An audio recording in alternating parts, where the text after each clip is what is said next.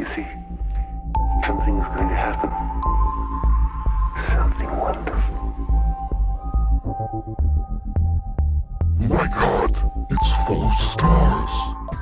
Welcome to the Occult Rejects. We're finally at part 3 of the Smiley Face Killers investigation. And I am back with the usual rejects and suspects that were here for the first 2. I got Lisa with me, I got JJ Vance, and I got BD Salerno. Lisa, I mean, you're already an Occult Reject, so I guess if anybody wants to find the Occult Reject stuff, you can just look for the links in the bottom. But if they would like to get in touch with you personally, would you like to maybe plug your Instagram and your Twitter? Sure. Instagram, Lisa Solis, and Twitter, Solis Lisa. Awesome. Thank you very much. And JJ, just for the people who I saw already, someone in the chat's already saying they're new here. So for the new people that I might have picked up in the last week or so from doing other shows with other guests, would you like to let other people where they can find your other work? JJ Vance, host of Operation GCD podcast. Put the notes there on the screen. I'm glad to see some new folks joining us here today for the chat and the podcast. That's awesome.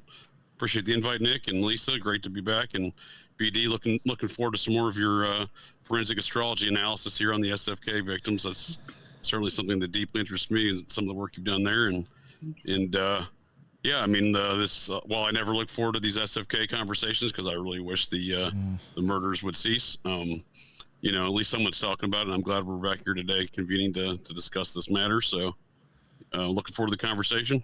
Again, JJ Vance, host of Operation GCD. Awesome. Thank you very much. Appreciate the invite again. Thanks. Of course. And BD, let everybody know what your deal is and where they can find your work and your books. Sure. Thanks for having me on, first of all. Of course. I can be found on Twitter, Instagram. My website is strangebuttruecrime.com. And my link tree should be in the description below. Awesome. Yeah, I should have everybody's notes in the bottom. If I don't, I will add it after the fact, but I'm pretty sure it's there already. In this episode, we're going to start off with JJ because we're going to be going chronological order. And we're going to go to JJ, and then we'll pretty much finish up with 3 of Lisa's victims. And part 4, there will be a part 4. It's going to have one more victim, at least. And then after that, we're going to have other things that I would highly suggest to take a look at that I think will help add to maybe some of the theories and ideas that we're actually going to, I guess, talk about that we think might be going on. So the 4th episode, I highly, highly suggest to keep an eye out for that. That will not be live, though. So you will have to wait for the series to drop and to catch part 4 then. So yeah, I guess I'm done talking for now, and JJ, I guess maybe you can start it off with, I think Kyle Rogers is his name, correct? That's correct, Kyle Rogers. Now, he's not. This is another victim that's not necessarily commonly discussed as a smiley face killer victim. You have the canonical victims from the case studies in drowning forensics, actual forensic study into this phenomenon, and in that textbook they exhibit numerous indications of murder is exhibited throughout that entire textbook on I believe it's 12 cases. If I'm not mistaken, the 13th is the case they cover is a survivor case. Anyhow, so that, matching those kind of the salient characteristics of those crimes, the MO, the victimology of those crimes that are, established as murders, and applying those concepts to these future cases, Kyle Rogers fits right within checks every box in that victimology and that the criminology of the murder, the actual mode and operations of the murder. So yeah, I mean, to say that I honestly don't, there's obviously some implications and some leaps in some of these when we review some of these cases. Just the leaps being the lack of data. We don't always have forensic data. Did these victims test for GHB, et cetera? And that would be the same case here with Kyle Rogers. He was ruled an accidental drowning. However, once again, all the mode of operations of the crime, all the victimology of Kyle Rogers, he meets all those classic smiley face killer, data points, the salient characteristics of these victims. He's 23 years old, roughly 5'11", 170 pounds. I mean, again, that body mass index, he's right there in the middle. of where these victims sit. You know, not too big, not too small, not too fat, not too skinny. You know, that kind of thing. And right in the age group too. So the key age and key demographic of a lot of these victims, especially the early on victims, back to the canonical victims dating back to 97, you know, through like 2006 or so. So those victims, you know, they're in large part white Caucasian males. That's Kyle Rogers. He's a white Caucasian male. He attended a concert with some friends in his hometown of Belvedere, Illinois, which is kind of northwest of Chicago, which Chicago has been a hot spot kind of ever since this time frame. So in many respects, it's my opinion that the Chicago influx of all these victims, the increase of all these victims, that started with Kyle Rogers. And he's just northwest of Chicago. He's not all that far from Chicago. In fact, the rivers that run through Chicago run through Belvedere, Illinois. So it's to imply that these are separate, you know, even sets of groups or crimes. I would say that's probably not true, because with these deaths being some sort of water, in my opinion at least, some sort of ritual water-based ritual human sacrifice situation, you know, I think it would be important that if you're using the same body of water from Chicago that you are in Belvedere, that, you know, I imagine that has some level of importance to the occult nature of these crimes.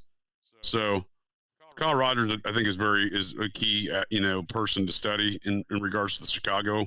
We haven't done a lot of discussion about the Chicago cases, but they've kind of been competing almost, you know, in a sixth sense with the Austin cases as far as total quantity and, you know, frequency of these murders.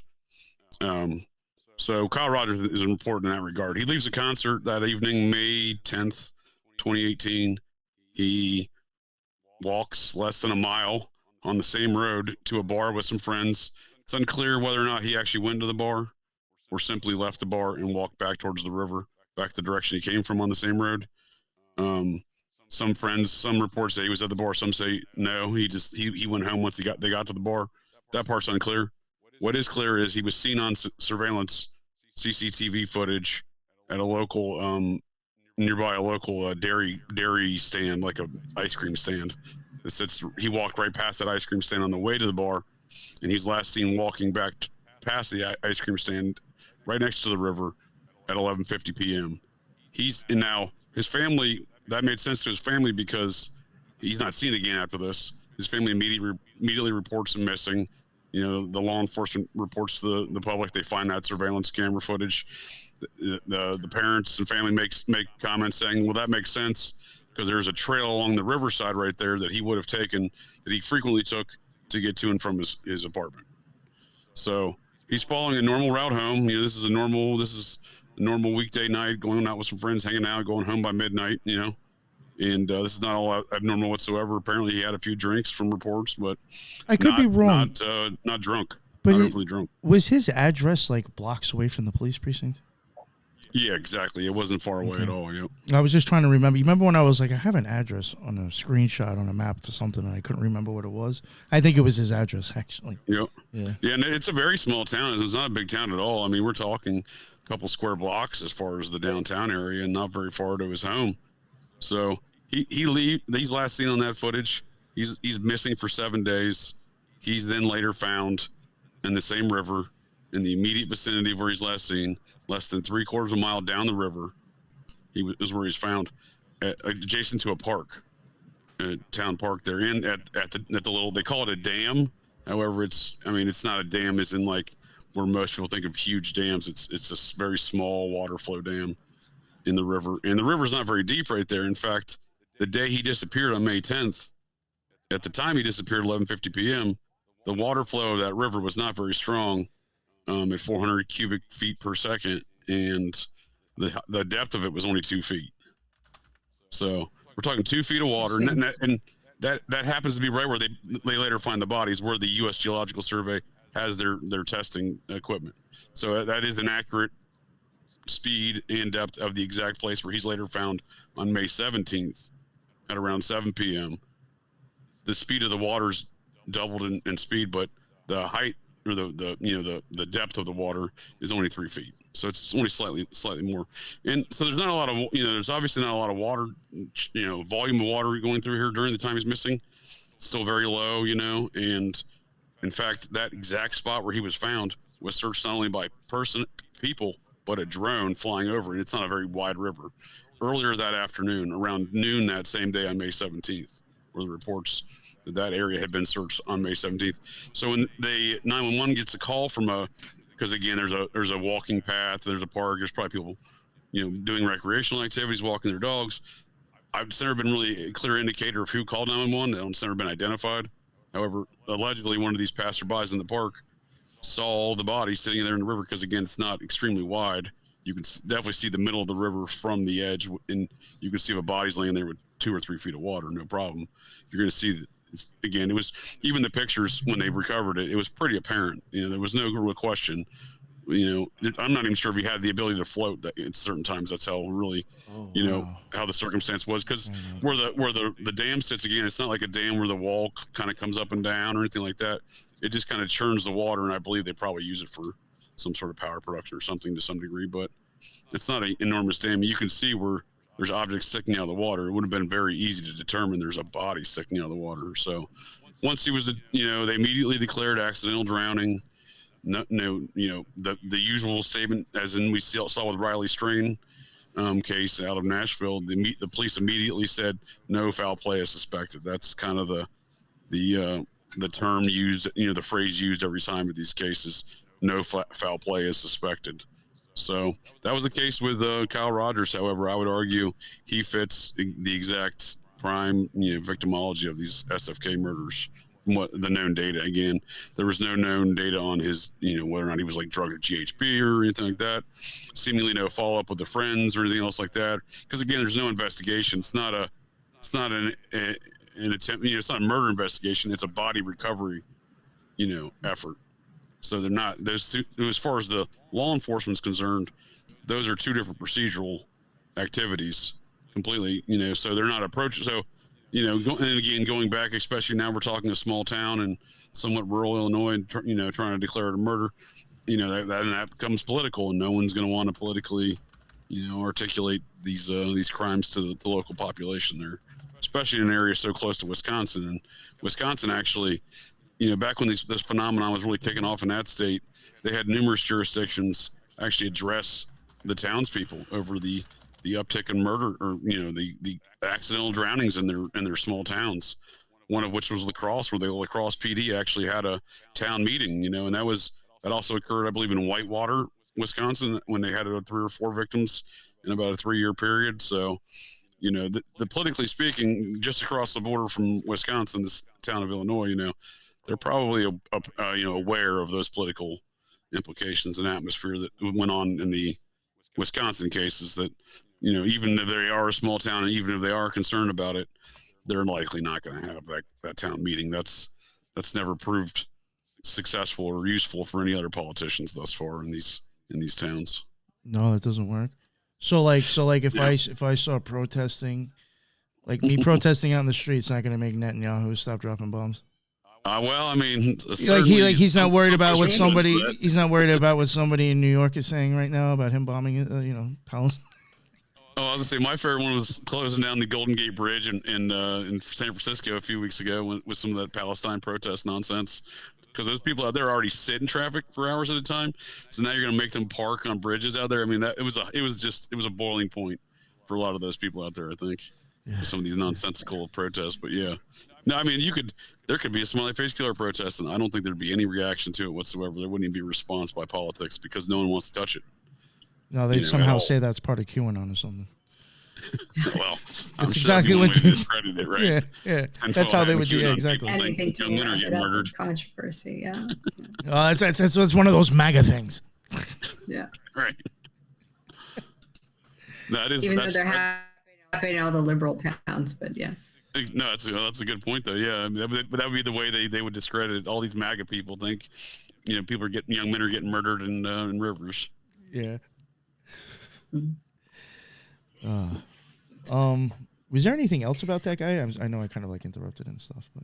Well, I mean, we've kind of spoke about these bands and a lot of these concerts and how perpetrators can operate, not necessarily within the band, but within the support elements of the band and tours and whatnot. But also, I mean, certainly could be within the band. I don't rule that out, and there's certainly some instances and circumstances where that seems apparent to me. But as far as that theater, I probably do, and maybe for the next part, have some more thoughts on some of the band stuff related to this case, or that kind of thing, but or how I might see some of these things operate. But yeah, I mean, I find it very suspect that when all these people are leaving, a venue that has such a transient element at that venue. It doesn't have to be a band, but I mean, obviously that sporting events could operate in a similar capacity, but obviously the band, that's in the support, the roadies, if you will, that's it's a wide brush. That's for sure. Yeah, that's a very transient, demographic of folks here in our country. And, kind of, I don't want to disparage them by any means and call them carnies, but they might as well be carnies. Well, yeah, I've said that before. Well, I actually do think it's quite possible, and I know me and you have talked about this, bands, traveling bands, and legit carnies. Yeah, I have, carnies, right? Especially, like, I do think in some aspect there is, and again, it may not actually have to do with strictly occultism. They're just being used as, like, foot soldiers. But I do think that, there could be Masonic or other occult orders involved with these murders. And if it's the Masons, I mean, they got their Shriners. They got a circus that travels. Yeah. I definitely look at it like a foot soldiers type situation. That's a good point. If you look at how often they occur, like, in a time frame throughout the year, and at least within Austin, and I had mentioned this on the last episode, that if you look at South by Southwest, which is in the middle of March, and then you look at ACL, which is beginning of October, you see most of these bodies being recovered or going missing and then being recovered on the periphery of those big events. So if you think about, with your theory of like these carnies, who comes in first and who leaves out last? Yeah. And that's when these are occurring. I don't know. I think there's I definitely think there's something more to that pattern of behavior and activities surrounding this. I do too. I think it's all encompassing. Yeah. No, I think that's all my points on Kyle Rogers here. I just think, given the, he's, again, like I said, he's at a concert, he leaves the concerts with friends. He's totally fine. He's seen on CCTV footage looking, ostensibly normal and, walking on a path that he's normally walks on and going back to a home in a small town where he's grown up. I mean, this is not a man who's because a lot of Riley Strain, he's from Columbia. He's, Missouri is where he's going to college. He's from a different town in Missouri, but he disappears in Nashville. I mean, those cases do occur. There's a lot of those cases where folks are not from that town. They're visiting, they're passing through, that kind of thing. However, in which, so I'm not discounting those activities at all. Those do occur. But I think when you have a young man who's grown up in a small town, who's out there doing normal activities in a small town with normal folks from that town, I think then the focus becomes more concentrated on things like, well, who else is in that town that day? And if you're looking at who else is in that town that day, you see these transient people like the band and whatnot, or the folks associated with the music venue. Correct. That's good. Funny. So yeah, I mean, and then again, the other classic kind of canonical SFK victimology here is the area was searched. Once again, was searched hours before his body's located. There's almost no water there. He's only 3/4 miles downstream from when he's last seen on the CCTV footage, and he's been missing a week. So, I mean, I don't think it's a stretch to say he was never in that water for the week. Even without doing the forensic kind of autopsy results on the situation. I think just on its face, 3/4 mile down a river that is moving, has some fairly strong current, and and he's suddenly in basically the same spot, the exact same proximity where he's last seen. I think these are the elements that are seen time and time again. Yeah. Speaking of autopsy, I looked into the ME, and squeaky clean, of course. I will say this. It was very difficult to find who did the autopsy. I looked at all of the reports or news outlets or anything like that, and nothing was ever listed. It just was that it was the Boone County Coroner's Office releasing this or releasing the name or identifying that or what have you. They went into the archives of, who, whenever they release public statements of who would have signed off or whatever. So ultimately, I just went into the office and looked at each one, see when they retired, when they got hired, and such. Sorry, and such. And it seemed like the one that's been there the longest I went with, and that was Rebecca Ann Widget. She's been there since 1994 and is still currently there. She was elected into the position. And so, but no controversy, no nothing. It seems like she's done a lot of high profile autopsies that's made big news in that area, but that's pretty much it. I tried, but I'm like hoping for that Emmy angle, every time, but yeah, I didn't find anything. So unfortunately. Yeah, it's tough to find that data. I mean, because it's never, it's not really, most of it's not really public data, and the stuff that they do, tend to report. It's usually a family member or something like that is the one releasing it, not any kind of public or government official. Yes.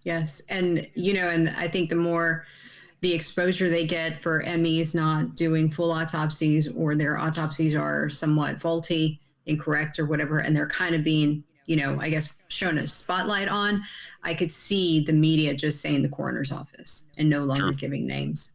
I could see that from here on out. It makes it very easy. Oh, yeah, and there's no requirement. They're not mandated to do it, so right. It's really, real easy for them to be like, oh, well, that was us being generous, and we're no longer being generous. Yeah, exactly. Silly. Yeah. So. All right, if you got nothing, I'm going to show a couple of slides, and then we'll finish him off with BD's chart. For people that are just catching up now, or just watching this for the first and haven't watched the first two, I had originally started on these cases with leases, and I had came across from going through like business things and just seeing associations with some of the cops or people owning these bars. I had started noticing like Knights of Columbus or Lions Club and Rotary Club coming up. And, those, Knights of Columbus, in my opinion, I still think it's some sort of a Masonic order. My opinion, I think any place that probably has a checkered floor for a good part of it, it could honestly just be Masonic. But I mean, the OTO has that, and I do think it's separate. But so like I started to, that caught my attention. So some of these other cases, I have also gone and checked to see if any of those were in the area. Because in my opinion, when it comes to part 4, I mean, for me, I'll probably just be reiterating that and showing some of that stuff. But I do think it's a good possibility that Masons, like I said, are either being used as foot soldiers, is not necessarily.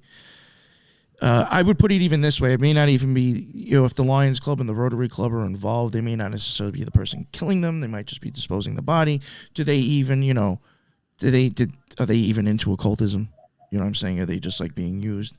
So like, there could be occultism behind it, but I really do think that, believe it or not, me bringing up the Masons, I think it's more of them as being used as organized crime instead of actually like occultists. But like, I do think there is possible occultism behind the deaths as well.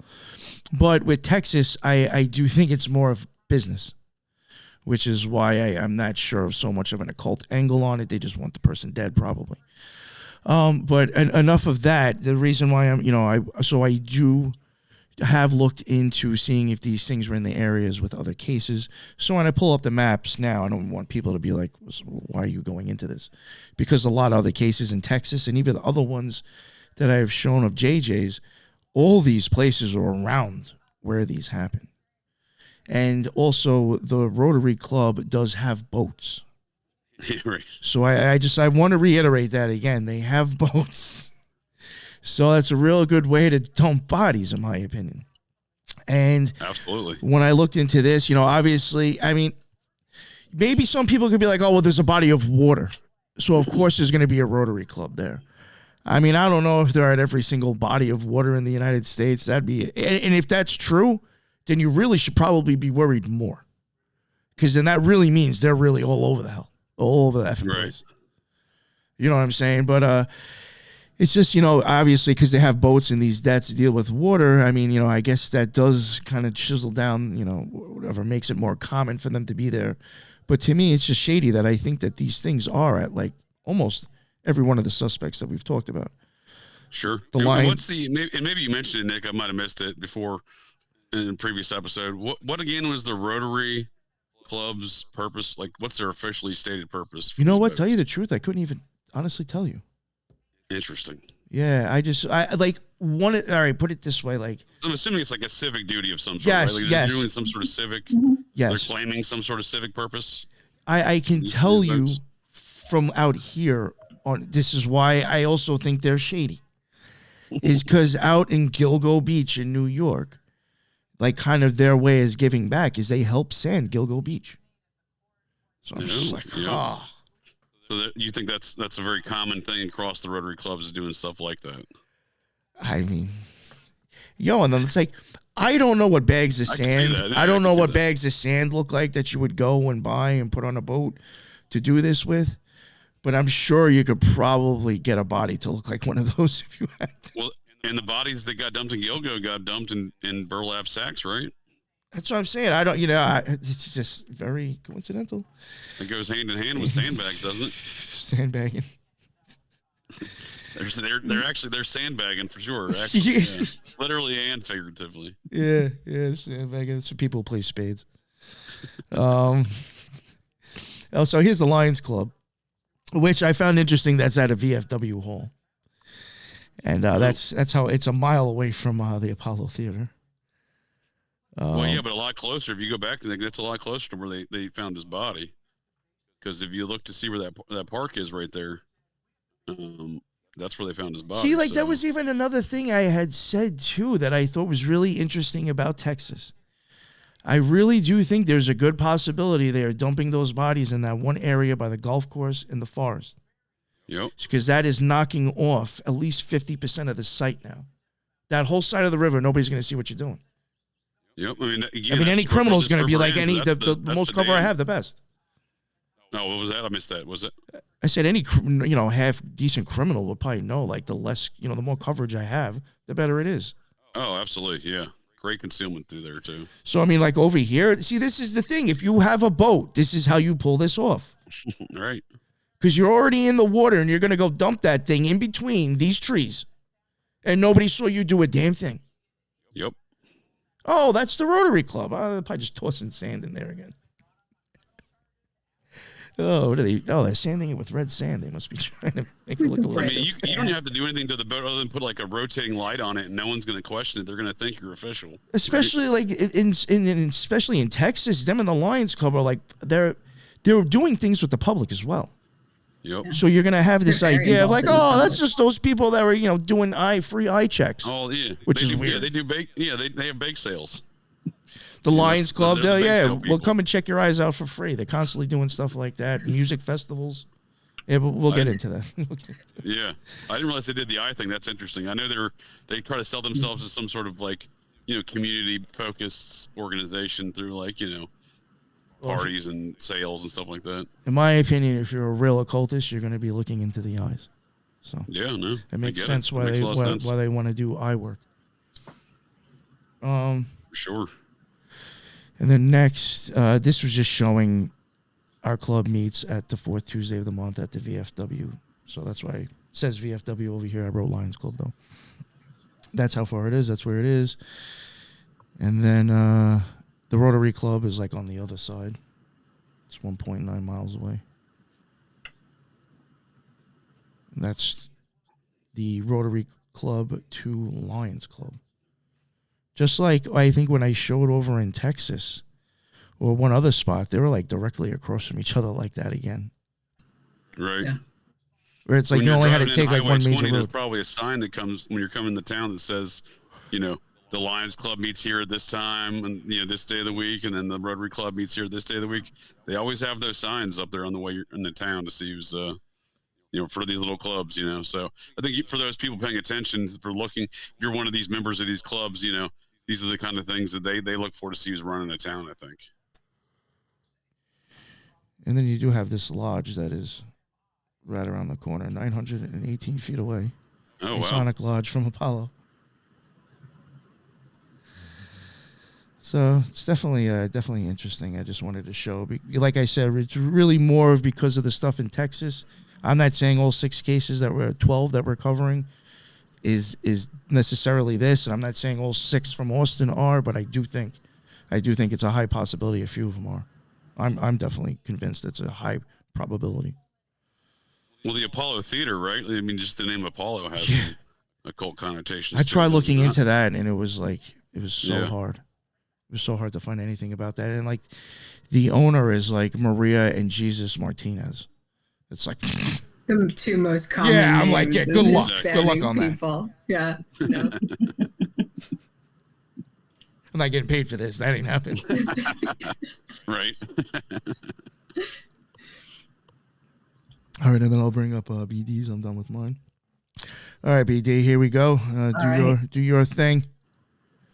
Okay, this is for when the time when Kyle Rogers was last seen, and the music festival, rather the concert, fits into this like a glove.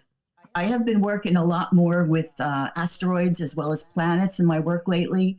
There are just like small planets that they circle the Earth and Mars like the planets do in the solar system, but they're much more specific, and they give a lot of information about whatever is cast in the horoscope for that moment and in that place. So what do I come across? I know that it's at the concert is at the Apollo Theater. Nick, you're absolutely right. There's tremendous occult significance in Apollo. And in part 4, I'm going to go into that at great length because it has a lot to do with some other stuff we'll be covering then.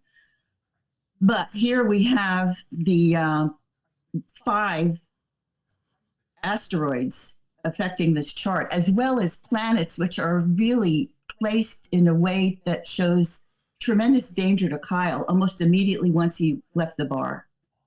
And that red circle of everything in the first house, you don't want to see those close together. They are dangerous. They're practically a sign of fatality. And I'm going to say that somebody was targeting him from that moment. And if not from the moment he was at the concert, because one of the significant asteroids is Orpheus.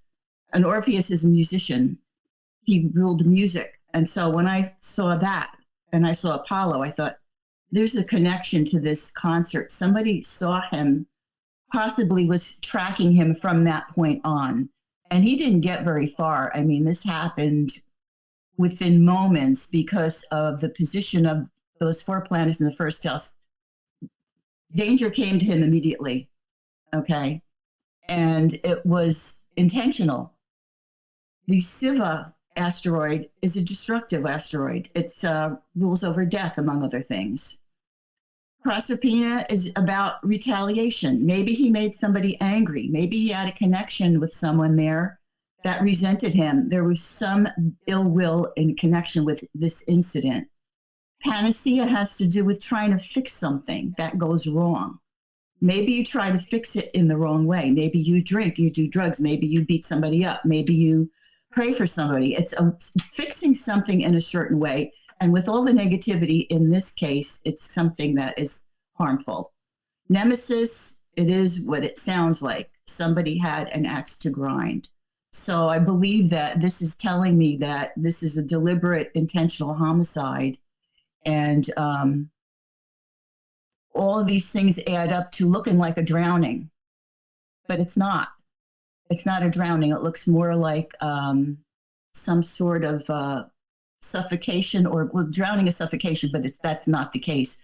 Some sort of suffocation through beating, which I believe I spoke about with some of the other victims in our previous show, and deliberate and directed at Kyle specifically. And like I'm saying, I think it started right at the concert because Orpheus being in there, I can't ignore that he was at a music festival or at a music venue when this happened. And that asteroid's right in the ascendant, which is where all the red marked planets are. So going further with my check on the patterns in the medical examiners, not to be trusted. The Chiron little key thing at the bottom is not in a good position, and they're not going to tell the truth about what happened. So, and JJ, to follow up with what you said, definitely connection to the music concert and definitely an intentional homicide. Oh, that's interesting, BD. Yeah, and one note to if I may piggyback on your statements there. One note that I didn't say that seems to make a lot of sense with what you're describing here is as far as the targeting and intentional nature of the homicide. He was a homosexual man, so Kyle Rogers. So this was at a time when a lot of the victims and the SFK style victims here especially across the Midwest, from Joey LaBute, who discussed last episode, to another case that was 2016 and 2017, Dakota James in Pittsburgh, Paul Kochu in Pittsburgh in 2017. I'm sorry, not Paul Kochu. He was not. I don't believe he was homosexual. But anyhow, there was an uptick in these homosexual victimology around this same time here, 2016, 2018, and I think that was. I honestly perceive a lot of that to be an intentional targeting aspect, where the perpetrators of the SFK murders are intentionally, they shifted their focus and intentionally started targeting homosexual men, whether it's because of the ease or stalking these individuals through example gay dating apps. Like I don't know if Kyle Rogers, I searched long and hard to look to see if I could find any evidence that Kyle Rogers was on a gay dating app when he disappeared, like Joey LaBute, like Dakota James. They're both seen on CCTV video and also eyewitness statements saying they were on gay dating apps when they disappeared. I don't have that information available for Kyle Rogers, but it would be interesting to know because, again, I think around that's speaking to the intentional nature of these crimes, the targeting. I think that's the easiest way to. If they're looking for ease of targeting and stalking, it's through those apps, in my opinion. Yeah, and it looks personal, as if somebody was spurned by him or somebody came onto him and he said no. It was definitely somebody was getting retribution because it's in 3 of these asteroids. It's unmistakable. But also the fact that being targeted for that reason, but I saw a personal motive. And also the fact that, he was with friends that maybe some of them weren't completely forthcoming about where he ended up. There's that element of it as well. So, but that's definitely present in this case because there was conflicting reports about whether he went to the bar, how long he stayed at the bar. So, Yeah, there's uncertainty about that in here too. And also a possible sexual motive. I'm now looking at the 8th house. The vertex is the purpose of this, and it's right there. So it could have related very easily to that. Interesting. Yeah. That's good stuff. Thank you. Absolutely. Yeah, thank you. We do have Mars at 27 degrees there. Found that interesting with that 27. We got a lot of 27s in here. What I'm going to come to in the next few is like a whole lot of 13s, which is so not good in a crime chart. And but 27s, a couple of 11s for good measure, 13s and 8. We got what scared me about this one was that the ascendant, which is to the far left, and this circle goes right over to 8 degrees Capricorn rising. Saturn's at 8 degrees Capricorn, exactly where Siva is, Siva, the destroyer of life. Saturn is retrograde. Saturn retrograde in the ascendant means something horrible happened. It's a sign when an astrologer casts certain types of charts. If you have Saturn rising retrograde, the matter is very unfortunate. They even tell you if you're casting a chart with a question, don't even use that chart because it's just so negative. So as soon as I cast that, I saw that, oh my God, this came to a really bad ending. And then I saw Orpheus, and that it does connect to the concert, absolutely, with the music. Based on what BD said and what you just said, JJ, do you know if they obtained his electronics from him? They kept it, or they find his cell phone or anything? Yeah, I looked long and hard for those details as well. There wasn't that much reporting on whether or not what items were recovered with the body, and didn't seem to be much of a follow-up. I mean, the family made statements at contemporary to while he was still missing, saying it was very suspect and et cetera. So, if they did any other follow-up, I'm not familiar with it, but that would be interesting to know for sure. Okay. All right, so I guess we'll be moving on to you next. Oh, if I may add one more thing there, Sure, Nick, on Kyle Rogers. I have to make my Mound commentary and Society of the Cincinnati commentary present here in the conversation. So Boone County, as you stated before, Nick, Boone County is the county that Belvedere sits in. That was named after Daniel Boone, member of the Society of Cincinnati. And in fact, if you look at the county courthouse, which Belvedere is the county seat of Boone County, the county courthouse sits there in Belvedere. It was built. It was constructed via a mound ritual. I forget the year. It's off the top of my head. But what they did was they destroyed the mound. They had a ritual, destroyed the mound, used that mound to build a cornerstone for the building, which is there as the county administration and courthouse. And that's a very common ritual thing that occurs, again, from state houses like the state of Ohio was the first one to do it. And they did a ceremony and destroyed the mound and built the current state house in Ohio. The cornerstone of that building is of the earth and materials that used to compose the mound that's out there. So same deal here with Belvedere, Illinois, Boone County, and the park where the body was recovered. I know with at least that area where the park is used to be a mound site. Now there's probably other mound sites right around that town, up along the riverside within the town of Belvedere. But I don't know for certain. What I do know for certain is the area where they recovered the body was a mound site. So I'm not saying these things are specifically necessarily. I mean, there's always the argument of, are these connected? Is and I would argue, the correlation versus causation argument. But I would argue if these things aren't occurring in areas where there are mounds, that there needs to be a greater focus into the occult ritual nature of whatever these mounds are being used for. These mound sites. I definitely think something's up with the mounds. Yeah. Well, I just lean back to my Albuquerque hypothesis. Albuquerque, very much like La Crosse, Wisconsin, has, a lot of bars, a lot of college students. However, they have 4 times as many population and 3.5 times as many college population as La Crosse. And the river that runs through Albuquerque very much is very similar to La Crosse. However, if La Crosse has a dozen victims, since the late, we'll call it since 97, and Albuquerque should then have somewhere around, we'll call it to be fair, 40 victims. Well, they have zero victims in Albuquerque, despite having a demographic of student population far in excess of La Crosse, a very steady drinking culture that's in and around a river that runs through the city. So a lot of common attributes between those two cities, but Albuquerque has 0 and La Crosse has 12. So I would say there's got to be a greater relation to some of these activities. I definitely think something's up with those mounds for sure. Yeah. Did I send you yesterday? Did I send you a thing showing DC current? Did I send you that? Because I had thought about.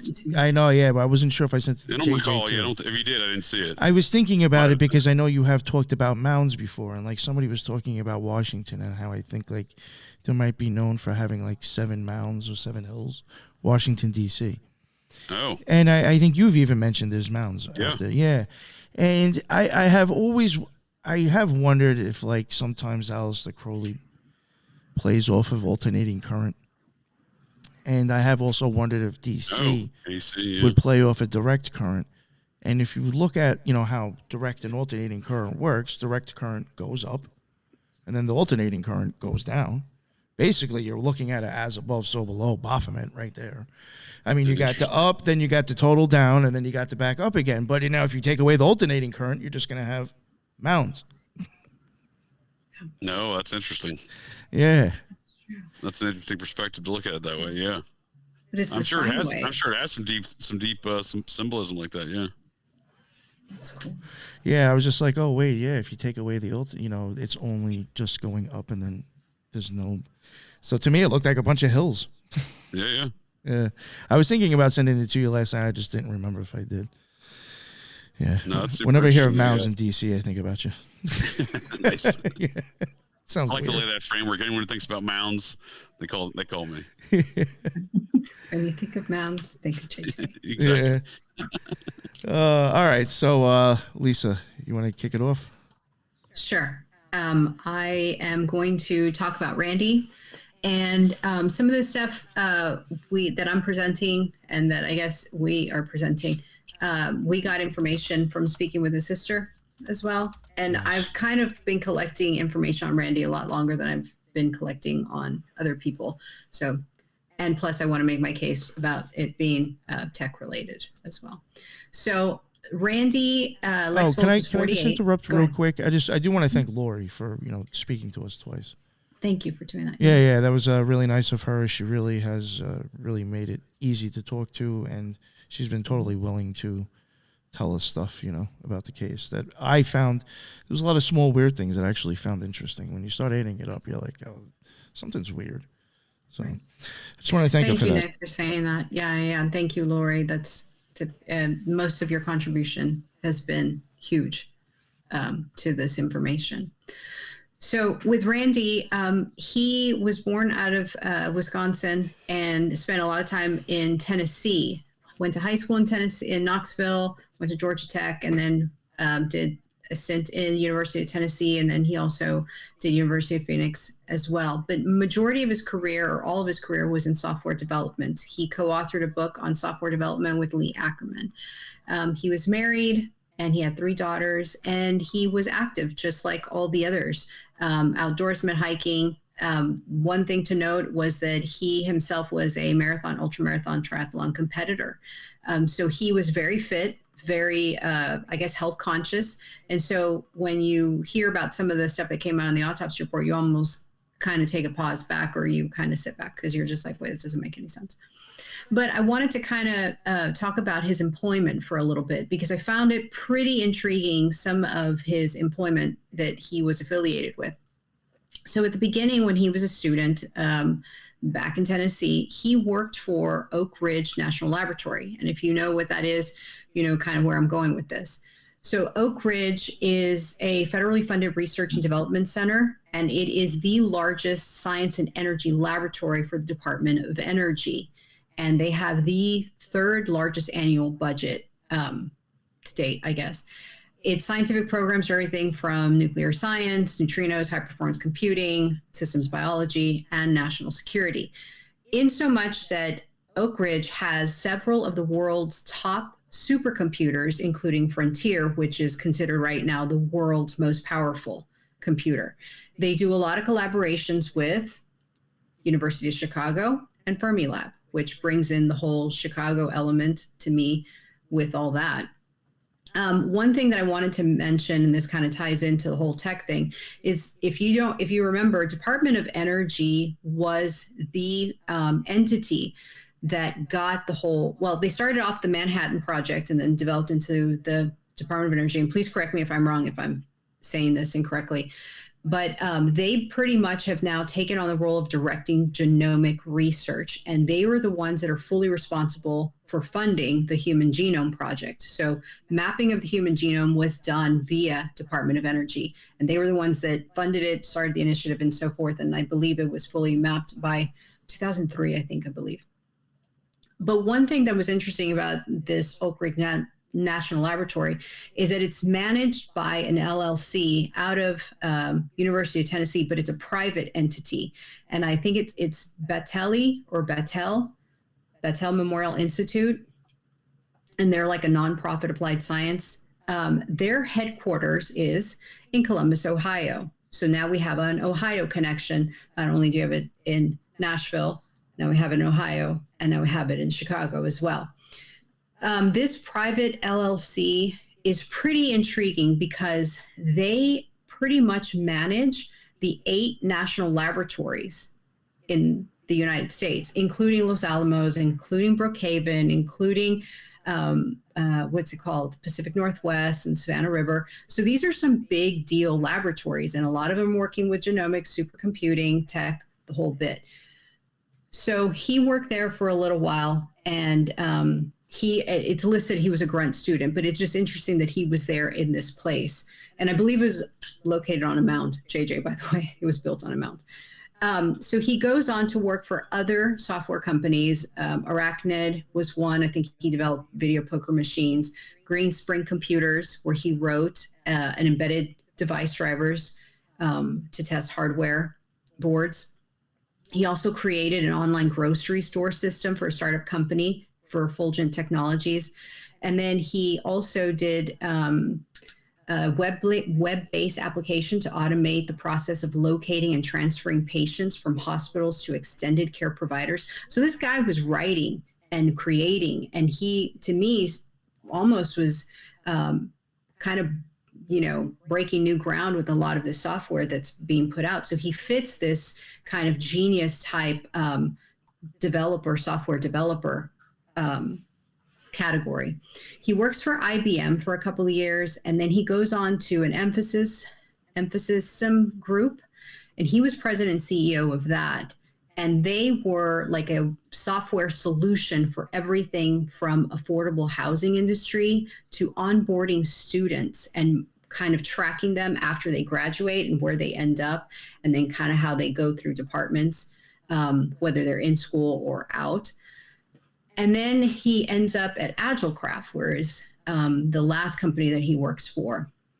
And this was an enterprise solution. He was an enterprise solution architect, but the software itself was a solutions software to help companies manage their productivity. One of the things that I found about AgileCraft was that it's located outside of Austin, which I thought, wow, that's interesting.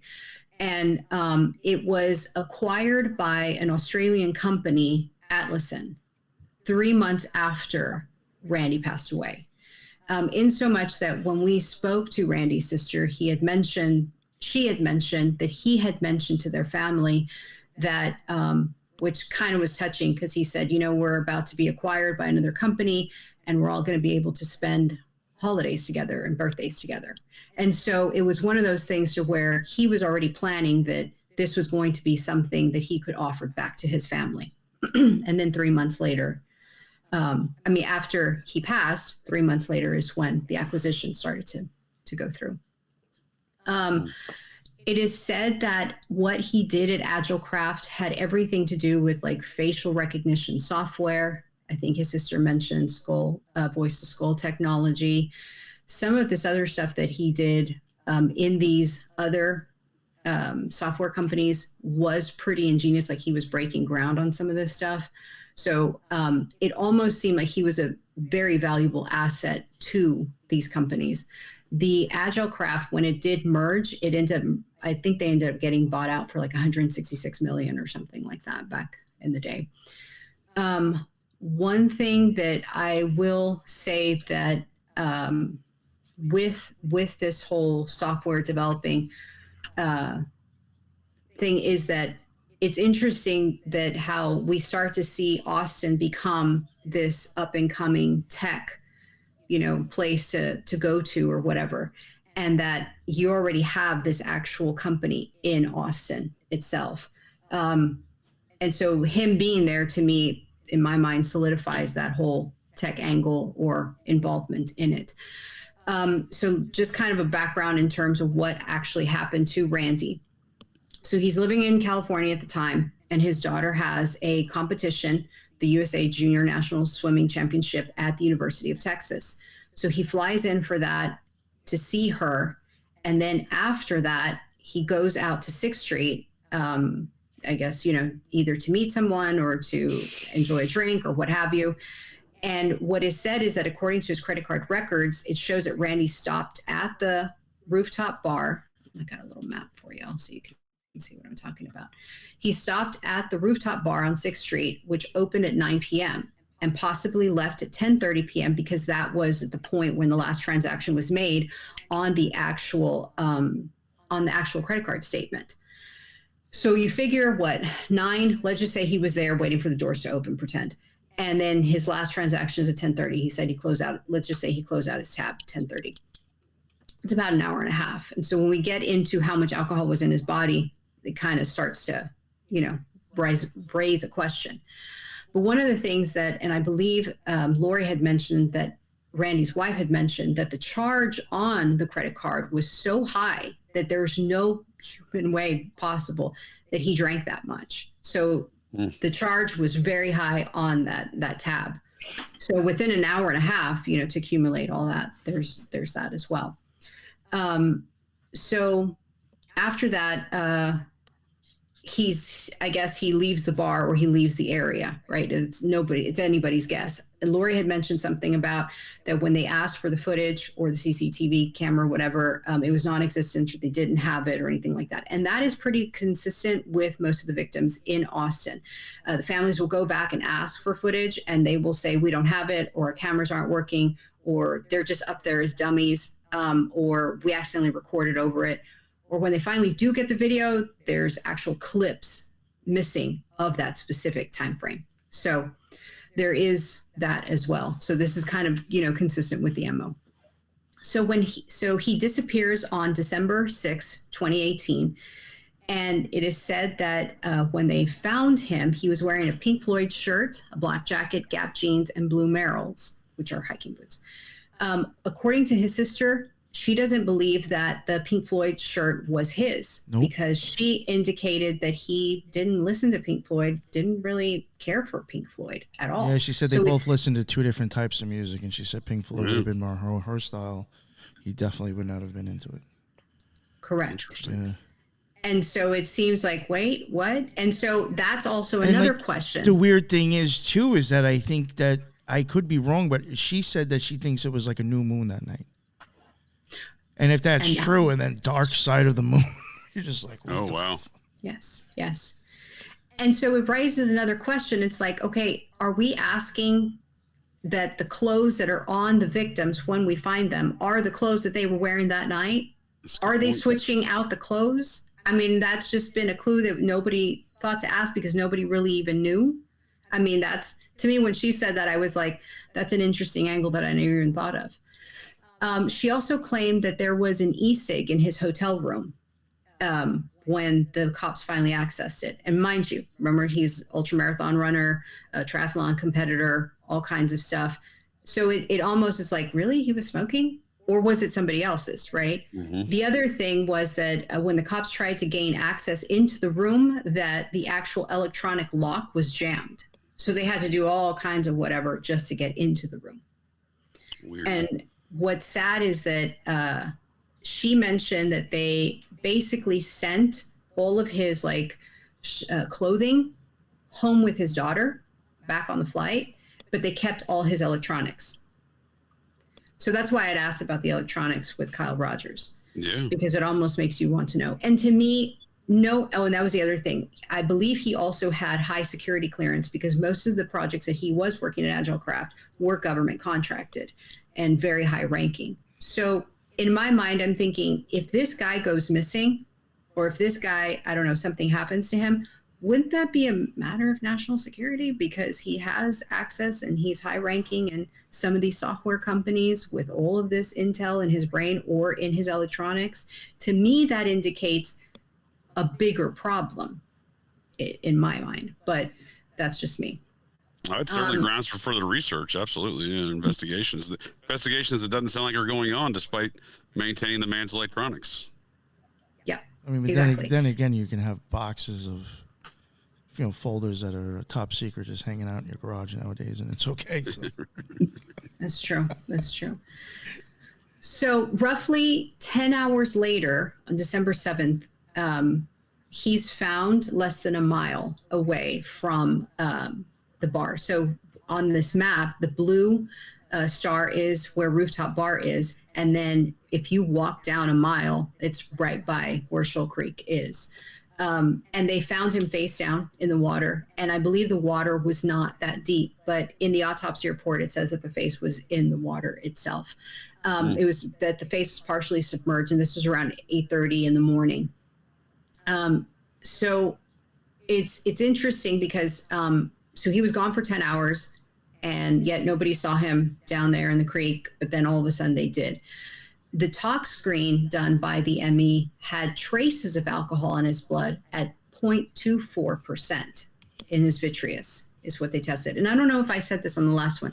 Whenever they do alcohol testing on bodies, they always go with the vitreous test, and that they take the water in the eye and test that for alcohol. Because once the body dies, you start to accumulate an overproduction of ethanol or ethanol metabolites or whatever, or you're no longer digesting the ethanol that you did consume, and it just starts to build up. So that would be not very accurate of an alcohol, blood sample. So they go with the vitreous. So with the vitreous one that they did, it was 0.24. Now, if his bill was so high on the charge, what happened to the alcohol? And he wasn't even there for that long either. So that kind of coincides with that. But the other thing that was found in a stock screen was the main ingredient in Benadryl, and it's diphenhydramine.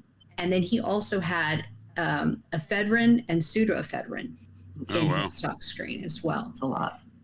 And so you're just like, what? That doesn't, again, and we had asked Lori, you know, was he sick? Do you know if he had suffered from allergies? You know, and she says, I think he may have suffered from allergies. But I think at this point, it's like anybody's guess, really, like in terms of all that. But in terms of the autopsy, it was pretty brutal. I'm not going to lie. And it was a little hard to read. And thank you, Lori, for helping us with that. But he basically sustained a majority of the trauma to his right side. And so the ME makes the case that he fell on his right side, so to speak. However, in the autopsy, it says that his right femur was broken. But according to Lori and her family, they were like, no, it was his left leg. So it almost begs the question, was the ME placing right femur to support the fact that he fell on the right side? So naturally, it had to have been his right femur.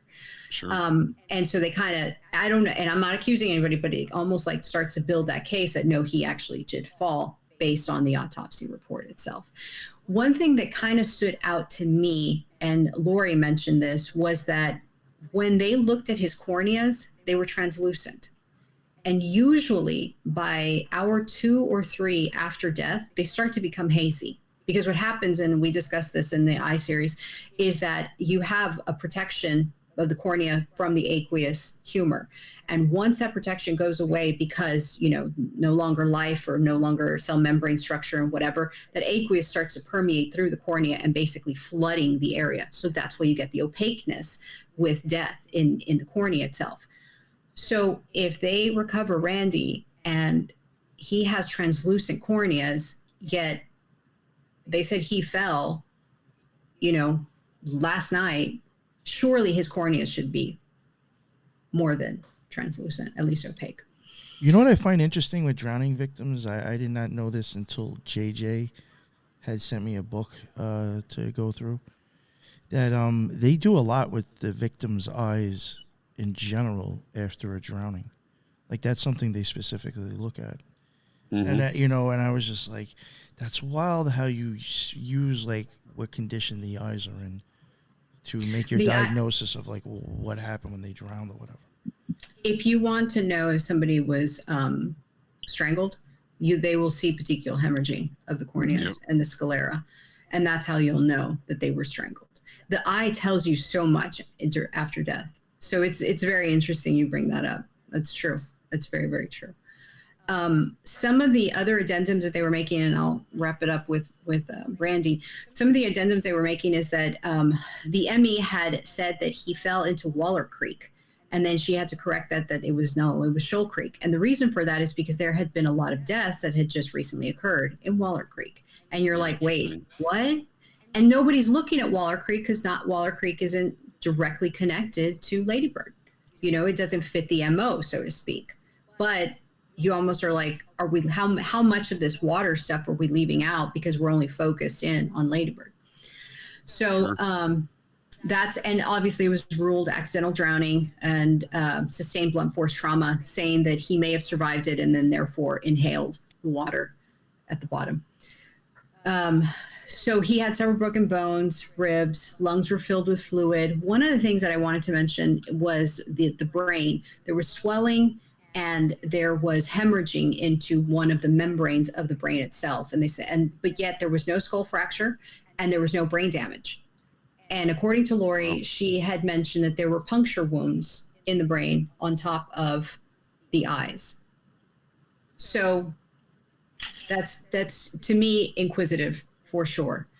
But yeah, there was a lot of trauma sustained to the body itself. So the autopsy report was signed by a woman that I looked into, not much on her. However, the deputy chief ME at the time, he has been there for a while, since June 2009. And he, prior to that, he worked in Cook County, and he was the ME for the greater Chicago area. And I was like, how interesting. Yeah. Yeah. And then at that point, he leaves to Tarrant County, which is Fort Worth. But he was a professor there at UT, and he taught what have you. And he also was the guy who did the autopsy on the Cash App founder, Bob Lee, who just got murdered. And CNN had him on analyzing all kinds of whatever. He also did Daryl Stingley's autopsy, the wide receiver for Purdue and New England Patriots. So yeah, he kind of has done some high profile stuff too. So, and that's all I have for Randy. Thank you very much. Sorry that was long. No, that was great. That was great. There was something I was going to say about the whole eye thing again. And, you know, to go back to this, you know, go a little out there, but yeah, I'm gonna, I guess, like maybe try to use, I guess, like Idaho 4 as a scenario. Mm-hmm. Now, if would a coroner or like the person who like the police hand the bodies over to, would they have the equipment to even start looking into people's eyes then, or is that like a different phase or something? I think they I don't know. I've never done it. I've never seen it. But I think from what I remember reading is that once the ME arrives, they look immediately at the cornea just to see, you know, kind of check out the body itself. Because I know, like you had said, you can also just tell a lot through looking through these. I'm sure that's probably done with like some specific equipment. Right. But I was just thinking, like, in Idaho 4's case, I'm not so much saying that might be interesting. It still could be. I do think it might be more interesting for the Lions Club with drownings. But, you know, this, let me just finish real quick. There's, in Idaho 4, there is this lady, Kathy Mabutt, who is in the Lions Club. And she's like the coroner or whatever, whoever. So, like, the Lions Club does examine people's eyes. They obviously have an interest in that stuff. So now, is she also going to be reviewing these people's eyes after they've been killed? She is an RN, so I mean, she definitely has. So I'm just wondering, like, you're also able to like check out. I know this is a little out there, but it's like you also get to like look at, like, you know, the crimes that were committed. This is what it looks like inside someone's eyes.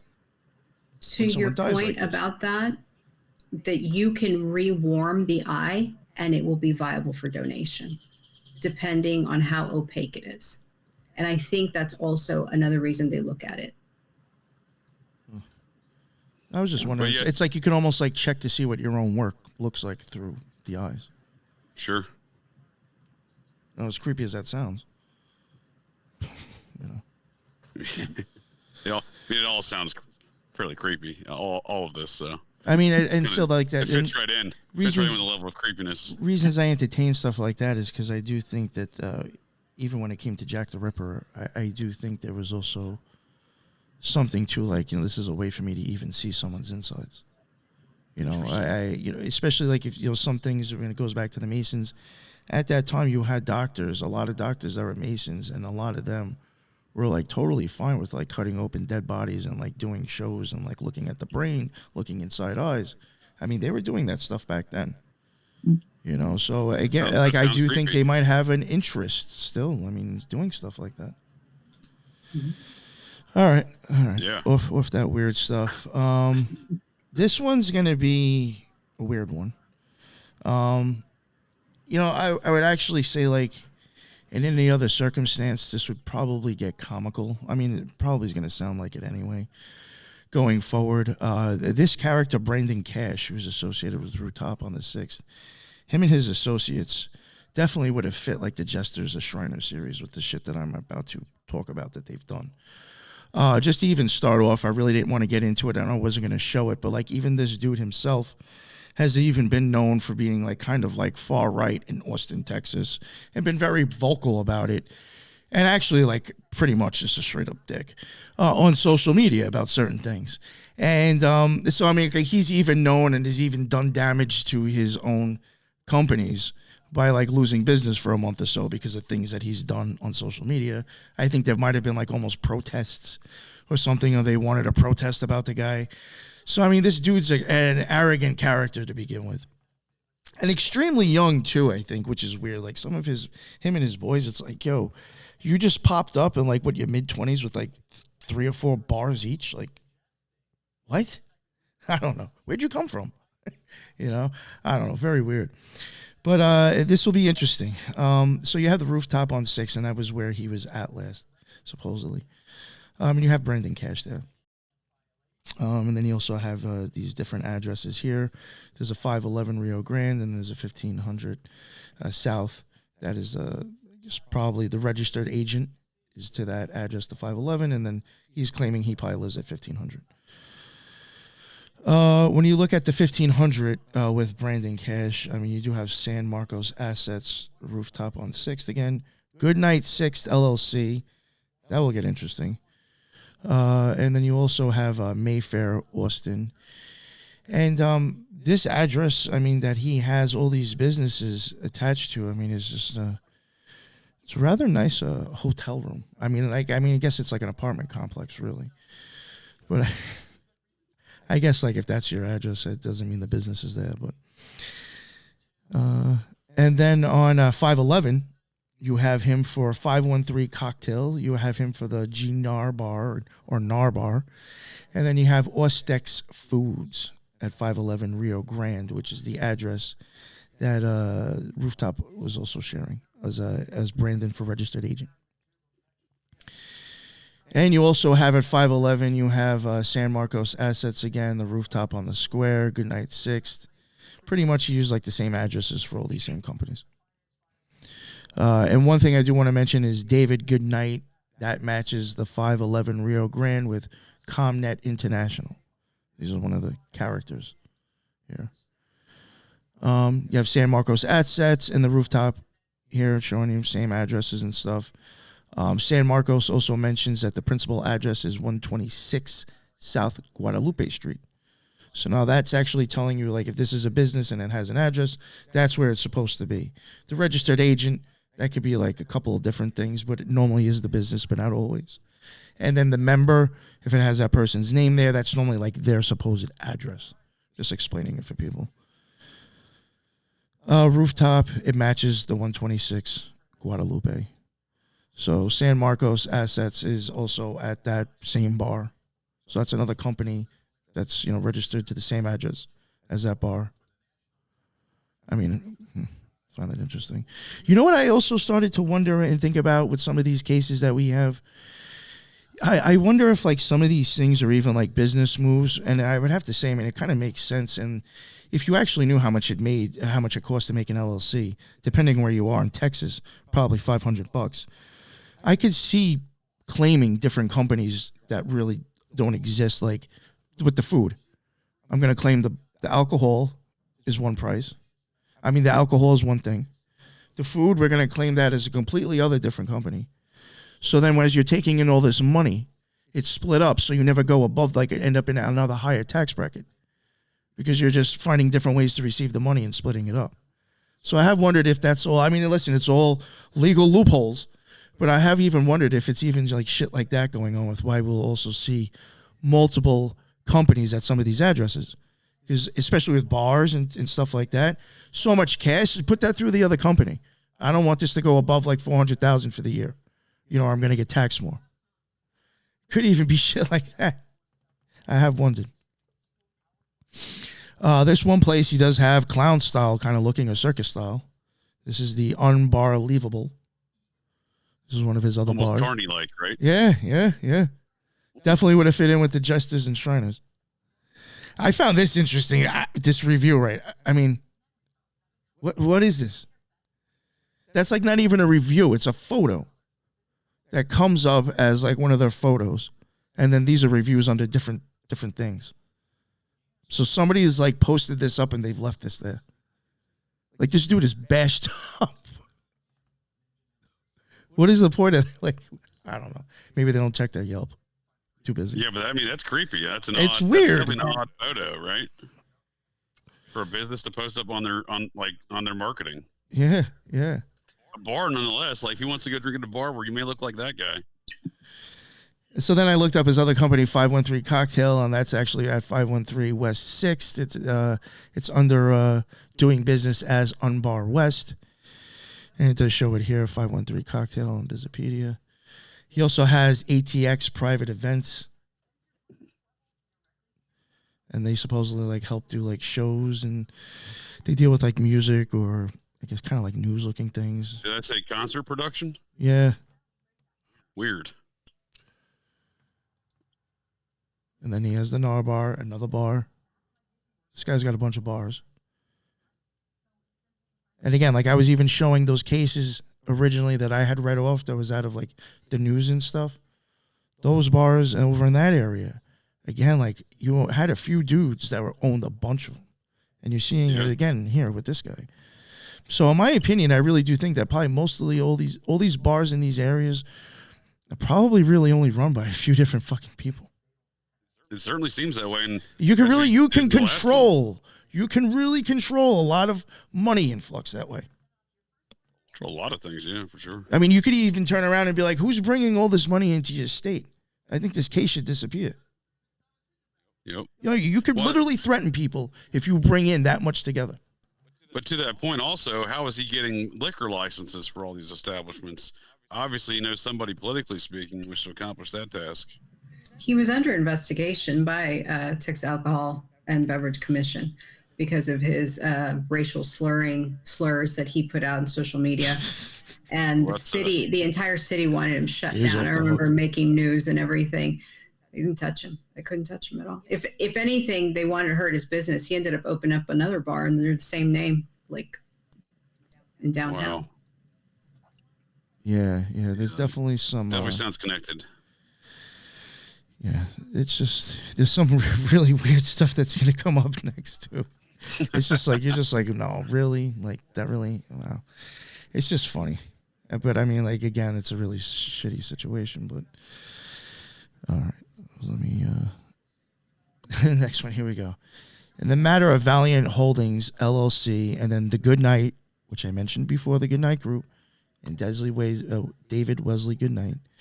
Showing that, then it's showing the Goodnight Group again. And then it mentions this is your official notice of insurance by the Securities Commission of the state of Texas of an emergency cease and desist order. And then it goes over to respondent Goodnight is a resident of Austin, Texas. He recently pled guilty for felony aggravated assault and was ordered to complete sex offender treatment.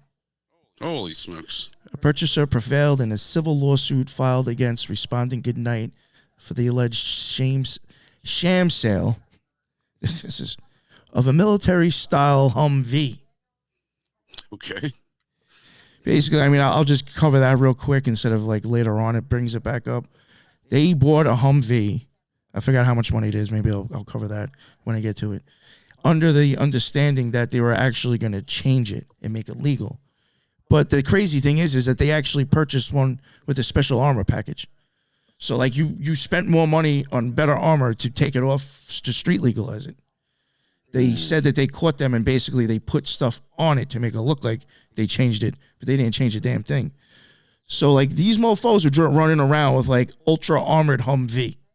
Like, what the Yeah, I mean, everything I'm seeing right here is talk about super creepy. I mean, this tell me that ain't wild. Here. Super creepy. Imagine driving down the block and be like, yo, that's like that shit with those bank robbers when they had that those AKs and they had like their vests on. You know what I'm saying? They were just taking shots and they kept shooting. I forget, it was a long time. The North Hollywood shootout? Yeah. I mean, you got one of those things. Yeah. It's like you could just like start blasting anybody. I mean, probably eventually gonna get caught, but I mean, you ain't gonna get hurt.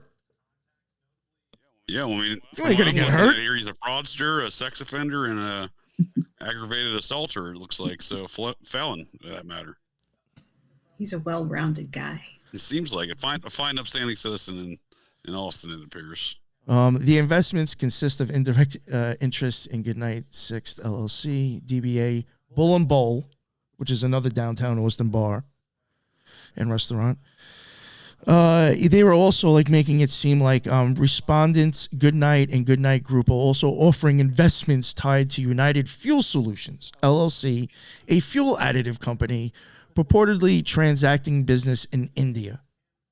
Well, that's the creepiest one on there, honestly. I mean, the sex offender, the fraudster, all that stuff. But that one right there, in my mind, ties this fella into a larger network of criminal activity, organized criminal activity, if you will. Yeah. And then, respondent Goodnight and his co-defendant owned and operated Phalanx Motorworks, a business that held itself out as an expert in the purchase of military surplus vehicles. and the conversion of such vehicles to street legal automobiles capable of being driven on the road. And the inspection revealed the vehicle was in condition that was not remotely compliant. Wow. Yeah, the inspection also revealed defendants had rigged the Humvee to hide the fact the required and promised work had not been done. And then it does end up showing, I don't know. I mean, basically this whole thing with the jet fuel and jet solutions, like they're questioning if that's even real. Yeah. So like that was an issue.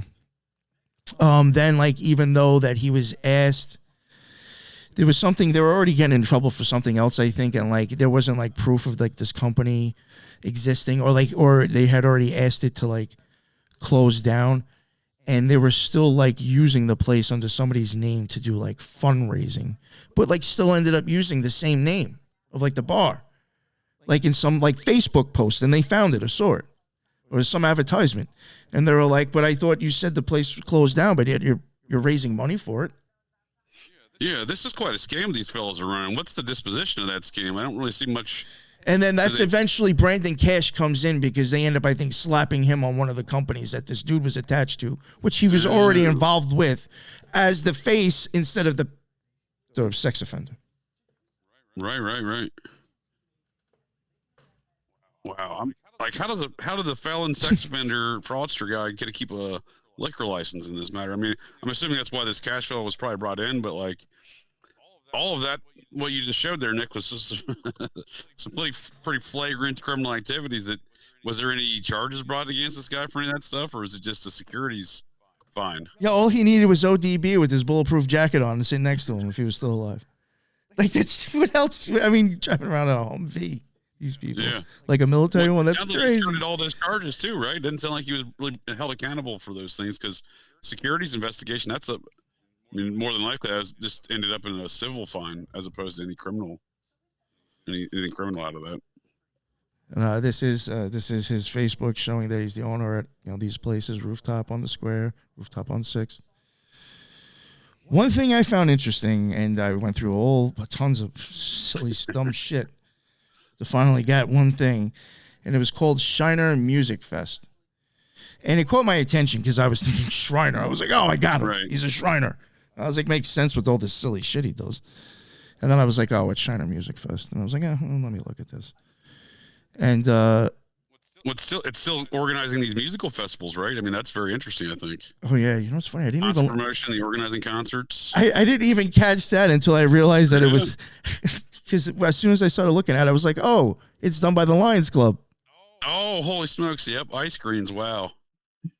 So I didn't even realize the fact, like, it's a music festival too. That didn't even dawn on me.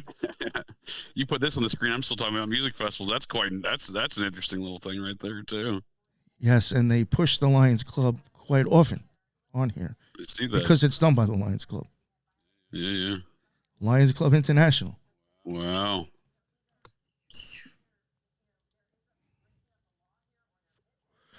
Shiner Lions Club, Shiner Music Fest. And then Robert Espinoza is somebody else that he works with, correct, Lisa? Yes. That's what I thought. And he does have a Raise the... I'm assuming this is playing off of words.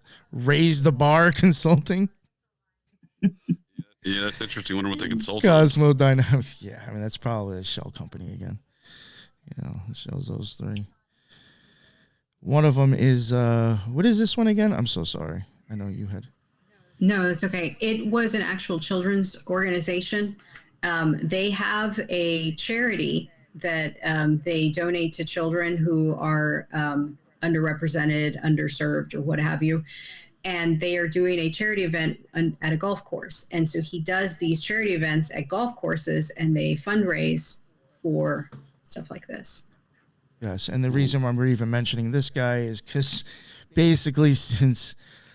Brandon, you made these, outlandish far right posts and comments on social media to kind of like fix the issue. Now his partner that kind of was just like hanging around is now the face of these bars again because there's been a problem. So technically, actually, we just watched like two people. One person replaced the other, and this person replaced that person. Yeah, the first front guy, he got canned. Now the second front guy, he's on board, right? Multiple front guys. Yeah. Yeah, there he is. All right, so I'm done with that. That was my little rabbit hole there on what's up with the people that own the place that this guy was last at. Yeah, you know, that's pretty wild. That's some pretty wild stuff. I thought so. I thought it was really interesting. Before, I mean, we've talked about all those subjects, right? Sorry to interrupt you there. Lisa. No, I'm interrupting. No, you're good. I was just saying, like, we've already talked about like kind of all those data points, the salient characteristics of the bars, the Lions clubs, or these secret society clubs, the concert promotions. I mean, all that stuff, and that's some interesting stuff there for sure. Yeah. Shiner, Texas is pretty notorious for its Masons, I will say that. But one thing that I forgot to mention about Randy is that the family took out a private investigator and they looked into his death, and they found out, according to them, that there had been a GoFundMe that was taken out prior to his death, like a few days prior to his death. And apparently it was done by a coworker. This was before he had left, even 2 years. Wow. Mm-hmm. Well, there's a direct connection to the tech industry that it was done by a coworker, right? Mm-hmm. I think so. Yeah. So there is that. That was it. And no investigation, right? No, did the PI take this to law enforcement at all, or? I think the sister did. Lori did. She took it all to law enforcement, but they didn't want to hear any of it. Right. And I believe his case has been not closed, but kind of frozen.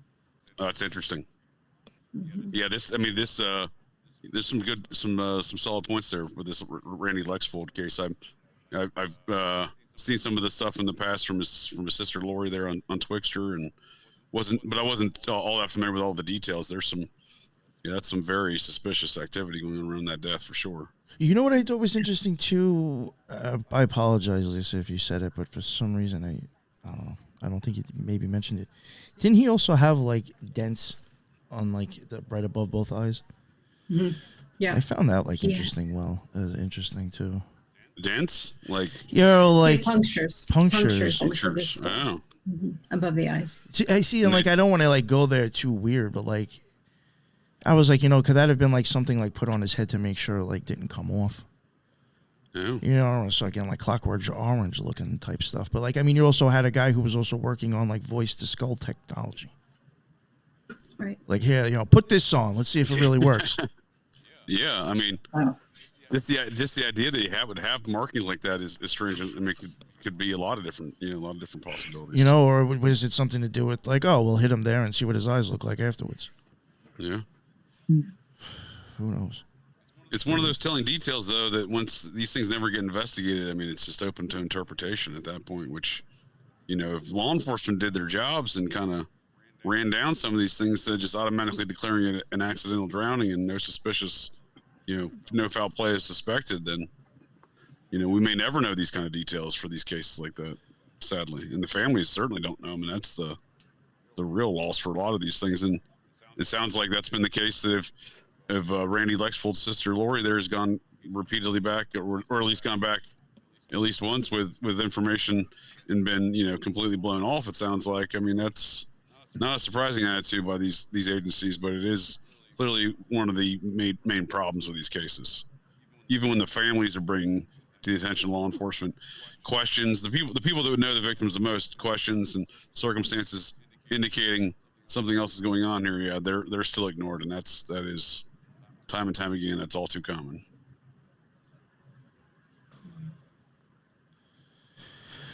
All right, so BD, yeah, let me make it a little bit bigger for you. There we go. Okay. So I was fortunate to have enough information to do charts for when Randy was last seen and also the moment when his body was found, and they are extremely informative. What I want to say also is the asteroids were just absolutely spectacular in terms of giving more information. So I want to jump into those first because they give a little bit of background. The first really strong asteroid to do with this chart of when he was last seen is called Cassandra. And how that relates to Randy, I think, is extremely important. Cassandra was a high priestess in Greek mythology. She was a seer, and she would make prophecies. The problem Cassandra had was that people in higher echelons were not believing her. She was making prophecies, and they were ignoring them. And then what she prophesied would come to pass, and everybody would be upset. And she would be upset because they hadn't listened to her. So she had an issue with ruling authorities. For some reason, she was ignored. And this made her extremely unhappy and extremely depressed. But there is a connection, I believe, and we're going to go into it in the next part also, between prophesying and high levels of intelligence. I'm seeing a strong connection. And what Cassandra's telling me is it also describes an individual who, like Randy, is extremely intellectually gifted. He has high levels of intelligence. He's a crackerjack at his job. He knows a lot. He has a great amount of depth in the industry and know-how, and very skilled professional man, very respectable man. He had a very gifted mind. I think the correlation is perhaps he came to some sort of disagreements or conflicts with people around him or his higher ups, not listening to him, like Cassandra. They didn't listen to him. He had some good foresight. He may have made prophecies, not prophecies, but predictions regarding the business, the direction the business should go in. Maybe he was ignored. There was some issue with his level of authority and people around him at that same level. I think there was some either jealousy, there was some competition, there was some conflict. And I'm seeing that in the chart because I see a very evil influence around some of his business associates and colleagues. That's that red box on the left, in the chart on the left. And the upper blue box, the two planets on the right of the first chart, there's a definite ill will to do something with Randy, which is really unfortunate because they were able to carry it out. And the reason I liked having two charts is these charts are only a few hours apart. So I was able to track the progress of these planets from when he first went missing to when he was found. And they make a real interesting transit around the chart. But I went to Cassandra. I need to backtrack and finish that. What was going on was actually, Nick, to your point, there absolutely was a new moon on that night. It was not only a new moon, it was a partial solar eclipse in the area, and that's extremely relevant. The partial solar eclipse was at the 15 degrees of Sagittarius exactly. And that is the exact location of a constellation called Lyra. Now, Lyra is like a musical instrument in the sky. A lyre looks, you could imagine what it's an ancient instrument.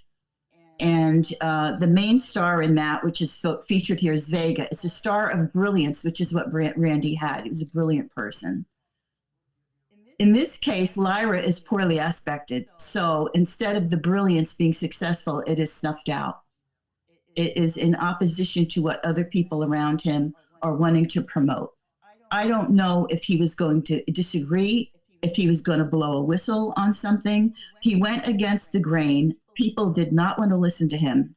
And there was some conflict at higher levels of within his business. And people knew who he was. I believe that people knew that he was going to be in town at that time. I don't believe that visit was solely to see the daughter. I think he might have thought, well, while I'm in town, I'll give these guys a call or I'll meet so-and-so. There was a meeting. Somebody knew he was there. And now I'm looking at the blue box on the left at the bottom of the chart. That's Randy. He's on his way out of the bar. Okay. 13 degrees, 18 degrees, 13, 13, and 18. So we get some nefarious activity. What was going on was, as he's at the bar, he's associating with one individual who has not good intentions. They know he's there. Perhaps that was the person he was going to meet, was somebody who knew he was there.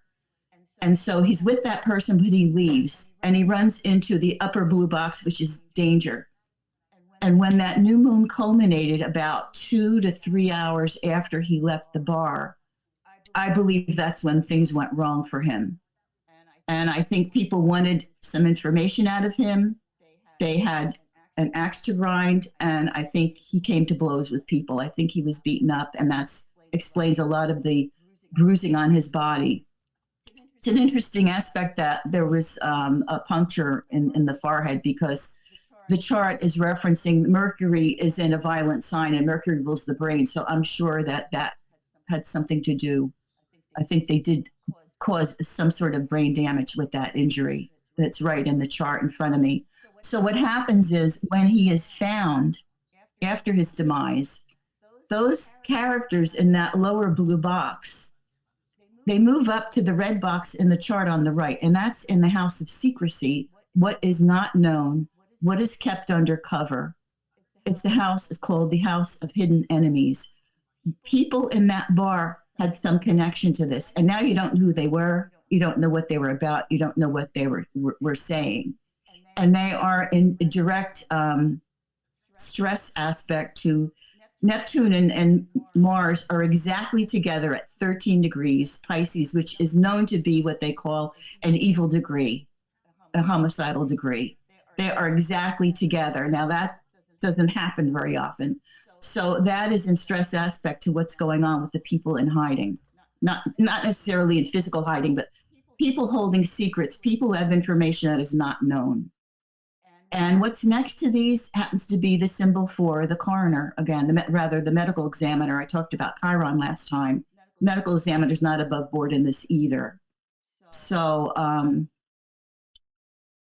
going back to the constellations, the new moon on Lyra, exactly when this is happening, is pretty much spelling out to me that there was deception, because the Lyra is actually, it's a musical instrument. It's also a bird.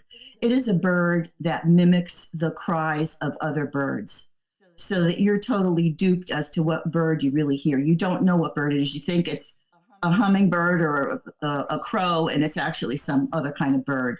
So Lyra being badly aspected as a subject of this new moon eclipse, there's a lot of deception afloat about what happened to Randy. There is no way in heck it was an accident. I don't believe he was drowned. I think it was staged to look like that. And these boxes that I have with the red line going between them, they're all stacking up to nefarious activity with the undercover desire to cover up what was going on. And so there was more to Randy's visit to Austin than just seeing his daughter. It may have been to him, but at some point along the line, I think he thought, I'll get in touch with so-and-so, or so-and-so knew he was coming and they called him. Something connected him to that group of people who now are undercover. We don't know information about them. They're in the 12th house of secrecy. And that's what the movement of between the two charts is telling me. They went from a public place to being pretty much out of touch. So I did, to your comment, Nick, the new moon was very influential, and I don't know if that was deliberate, but it was, I hate to say, an ideal time to pull off something like this, but it factored into the events, and it helped the nefarious activity further itself, because there's nothing positive or promising in these placement of planets in these charts. Yeah, the Pink Floyd shirt is very interesting, too, with the new moon. Yeah, absolutely. Was the album Dark Side of the Moon or something? Yeah. Well, it was this partial solar eclipse, so something was definitely going dark that night. And it fit in exactly to the time he was missing them. It would have culminated 2 to 3 hours and out when I think things happened to him. And then later he's found in a setup kind of a way. The information coming out of this is not reliable. Yeah, I think there's definitely something fishy about that story. Yeah. And I guess we're done with that. And since we're done with JJ's, now it's back to Lisa.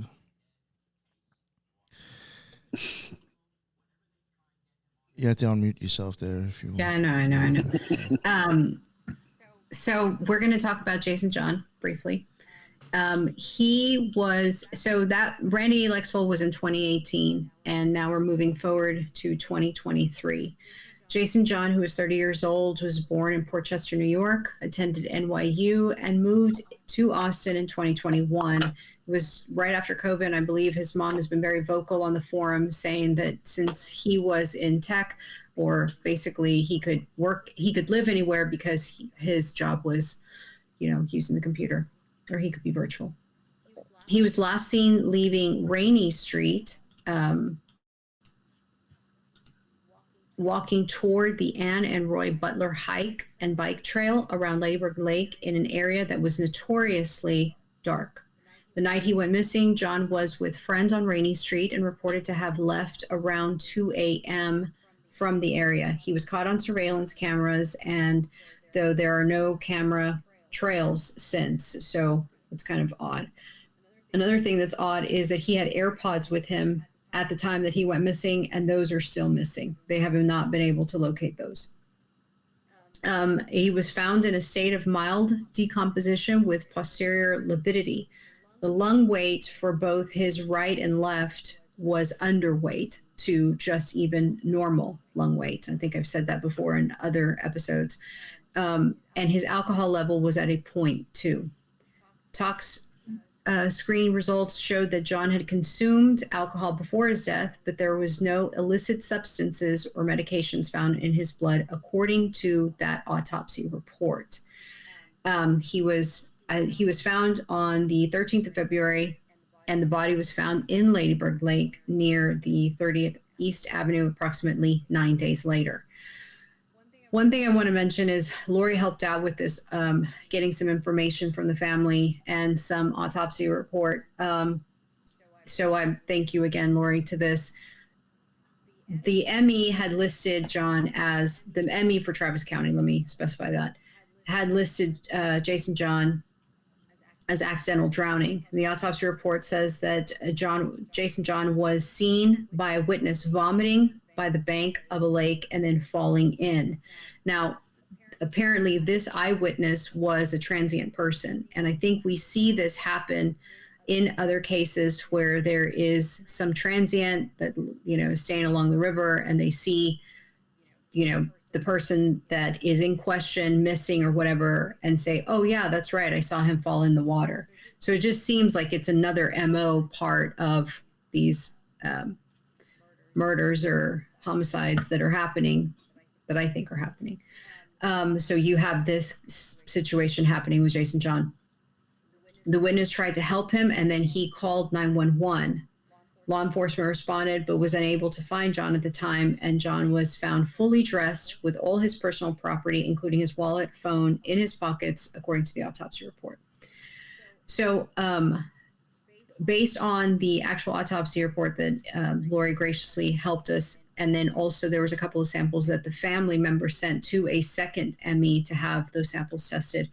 That was interesting as well. So he was missing for 8 days, but only mild decomposition the body had. He was found in the exact same place that had been previously searched or had been indicated that he was last at. There was a discoloration of the brain, and that usually happens within 2 to 3 hours after death, that the brain starts to lose the coloration of it. It's no longer pink. It starts to change into like a purple and then goes different colors after that, gray, what have you. The brain was swollen, and that's usually typical for something like that, because you have the breakdown of the cell membranes and everything starts flooding and retaining liquid. And you see that influx of it and causing the brain to expand. So that's normal. There was also focal red discoloration of the sclera, focal vascular marbling. So here they're mentioning, and I'm not an ME, and so, this is just based on the literature that I read. You're seeing like a superficial blood vessels giving the appearance of marbling. So if you're familiar with like a steak, when you see fat, kind of innervating into the meat, that's what marbling is. And here they're describing that there was actually vascular marbling of the sclera, or the eye area, the white part of the eye area. There was also that they sent off samples to a second, private lab to test to see if he had GHB. And this second lab did detect that he did have GHB when the first autopsy report said he did not. So I thought that's important to note, that there are two discrepancies saying completely conflicting information. So that's all I have for Jason John. Thank you very much. Mm-hmm. You want to remove that or? Yeah, I'm trying to click on it. Sorry. No, it's all right. I didn't know if you wanted to leave No, it up. no, I no. didn't want to take it down. It wasn't clicking. Sorry. Oh, okay. Oh, that's fine. JJ, was there anything that you wanted to comment or add to that one? Oh, you're muted as well, sir. And that was a good analysis, Lisa. I thought that was, as far as the cases go in Austin, I thought this was a good case to focus on as far as, this guy's not from there. He's coming to town. He doesn't have a lot of history in that town. So, I mean, I think I think there's not like one framework for the victimology, because there's obviously, the folks visiting towns versus folks that are like Kyle Rogers living in a small town. But, I think you can kind of put different victimologies kind of separated into these folks that are coming to towns and visiting. And they're, I think some of those are some of the more important cases to try to determine, what's going on in the larger picture, understanding that not all victims are from that town. Some of them are passing through towns and whatnot. And I think Jason John, I mean, the guy's gone 8 days. There's minimal decomposition. I mean, I think that's a great example of the, what we're talking about here as far as murder. This is obviously not an accident. This is obviously not inadvertent. This is an intentional act of murder that's going on here, and these people are being victimized. And I think that's another great example of the Austin activity. Yes. Yeah, I even found the 8 days interesting with 8 going along with the magician, above the magician's head on the tarot card, or even very 8 would be the sphere for Hode. That's a lot of times when, not so much like even the gay stuff, but like when we get into some cases where you wonder about trannies. Sometimes I even wonder if that's part of Hode symbolism, because you do have a hermaphrodite as a symbol for Hode, but you'll even have Thoth. He could be certain gods that are associated with that sphere would be considered magicians as well, especially Thoth. So I find a lot of possible occultism just behind the 8 sometimes. Yeah, I've heard you mention that before, and there has been a number of 8s that have popped up in previous cases as well, to speaking to possibly the ritualistic occult nature of some of these activities. I do think that's why Trump has 88 in his text, believe it or not. Yeah. Interesting. Yeah. I mean, he kind of definitely that case. I didn't look into it on my end how I normally would, because it really wasn't much about a specific place that I could look into. But it definitely fits the characteristics of most cases that I think have merit to them, where it's this body was obviously there longer, or wasn't there as long. You know what I'm saying? Things don't match with that. The disappearance. Just I do think, I guess maybe the guy wasn't the typical skinny white guy, but I definitely think that there's probably something up with that regardless. I mean, if that's horrible investigation and cop work, that's real shitty, but I don't know, something isn't right, I don't think, with that. All right, so BD, I'll pull up your chart and we'll see what you got. There we go. Jason John. I have him the moment of last seen on the left, the moment he's found 8 days later on the right. I have to say that one on the left, at first I almost thought it could have been an accident, because of the placement of what rules accidents being in the house of accidents. But then you look at that red T, it's called a T square, and that suggests the influence of an outside force, an outside agent, like a perpetrator. So I'm trying to figure out how accidental was this situation with him. And it's peculiar, because I believe it had to have happened when at that portion where there was, of course, no camera coverage, he's walking, and then he's found vomiting, and then he pitches forward into the water. And supposedly, the person calling it in was a witness who said, "Oh, this guy was getting sick and drowning, and I was trying to help him." So I focused on the witness statement because I thought, well, you could actually do a lot of damage trying to pull a person who's drowning out of the water, especially if he's a bigger guy, all wet and fully clothed. That could have been a problem. And I wondered about that witness. And so I'm on the fence with the first chart on the left. I'm thinking it really started out as an accident. He was there.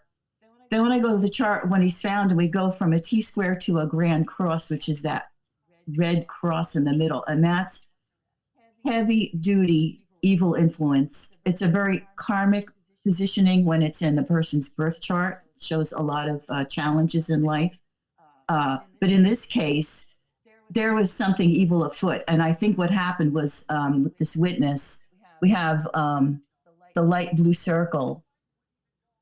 There's deception there regarding the death, those two planets, which is Neptune, and also Neptune ruling drowning, and it's in a water sign.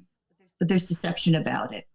And we look at the dark blue on the lower right-hand side for the witness. I believe that witness was more than a witness. I think he did something. I think it probably was a transient person wandering around. It's in an air sign. He could have been wandering around. And he came upon this and took advantage of the situation. Somebody was in trouble. He claimed to be helping him, but it's like a case where the perpetrator will call the cops and say, "Oh, somebody just got shot," and they end up being the shooter. It's a deceptive maneuver to draw attention away from themselves. If you report a crime, you couldn't possibly have committed it, which is, we know better than that. So I think there's something very shady about this witness. I think because of the line going across from the middle of the chart, there's definitely evil intent with this deed. He came upon a man who was vulnerable, and he dispatched him. And I don't think, again, I sound like a broken record, we're not going to get the full story on this. There's too much deception afoot. There are conflicting interests shown by that cross, as like a whole lot of conflicting interests in this. And they sort of nullify each other so that you don't get an accurate truth at the end. So I started out thinking, this could be the one time that it really maybe was an accident. And I thought, no, I don't think so. It was made to look that way. But this person had a hand in this. He wasn't just helping him. He was, I hate to say it this way, helping him drown, I think. So once again, there's, this kind of stuff taking place where it's under the guise of an accident or somebody's too drunk and they fall in. And it's just plain opportunism to do evil, to commit murder. And that's what I've got on Jason. Thank you very much, BD.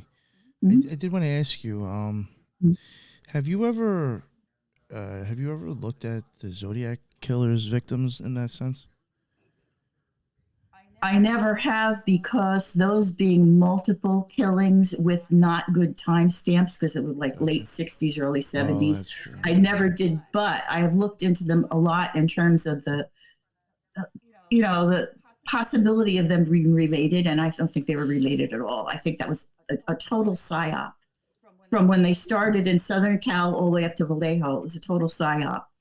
They blanketed all these seemingly disconnected murders under one umbrella, because in the early 70s, they were really pushing the trope of serial killers.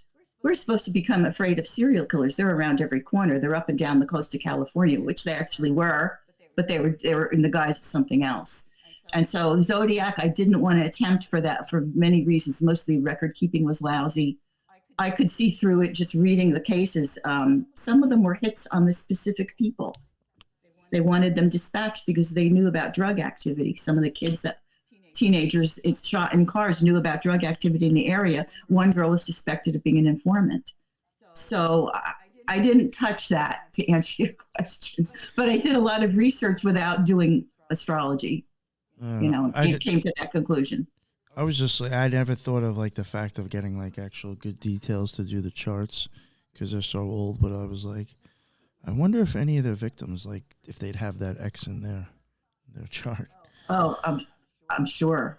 Yeah. That's a very karmic marking, and in a birth chart, it could be very inspiring for the person. But in a crime chart, like I say, it's black and white. There's no potential there. It's all bad. It's very heavily towards the evil side of things being done. But Zodiac, yeah, if I could get the data, I would certainly want to do it. I just never really looked for the data. I kind of assumed it was 1969. Forget about it. Yeah. But if I could get it, I would do it for sure. It'd be interesting. JJ, unless you have anything to add, I guess we could jump back over to Lisa. No, it's good, great analysis there, BD. I definitely enjoyed it. Thank you. Thanks. It was great job, BD. I really liked it. And then the last one I got is Clifton Axel, and he was 40 years old. He was from Plano, Texas. He attended Harvard Extension School, and he was in his last semester of the Harvard Extension School program. He was currently living in Austin, and he was a land specialist for Veritas Commercial Properties in Austin, commercial real estate analyst for Gap Equity Partners, to be more specific. He was known for his innovative strategies in commercial real estate. So Cliff, like I said, was in his senior year at Harvard Extension School, and he had made the dean's list each semester. So he was kicking butt on that one. Clifton disappeared on February 25th of 2023, and he was last seen at Stubbs Bar on 8th Street and Red River Street. He was later found on March 5th, 2023, in Ladyburg Lake near Auditorium Shores, near the 1100 West block of Riverside Drive, so on this side of the river. According to the ME report, he may have fallen in or entered the water or had a quote-unquote natural event near the water, and that's like a direct quote. And how he got into the water was reported as, quote, an unwitnessed event. So it goes to show the type of reporting that was done.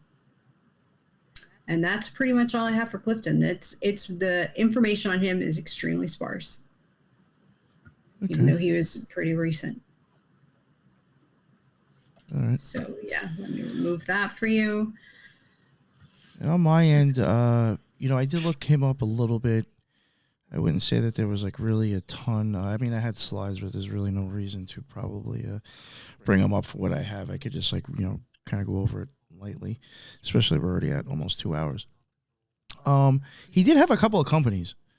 I mean, that in Austin, Texas, if it's the same guy, which I thought was rather interesting. I just took screenshots anyway, but he had one called InfoWorks and like Mix 3 Development. There's really nothing I could find on these companies though. Yeah. But he did own, or his name was under as manager for Amador Traditional Property Development, Mix 3, and InfoWorks RE.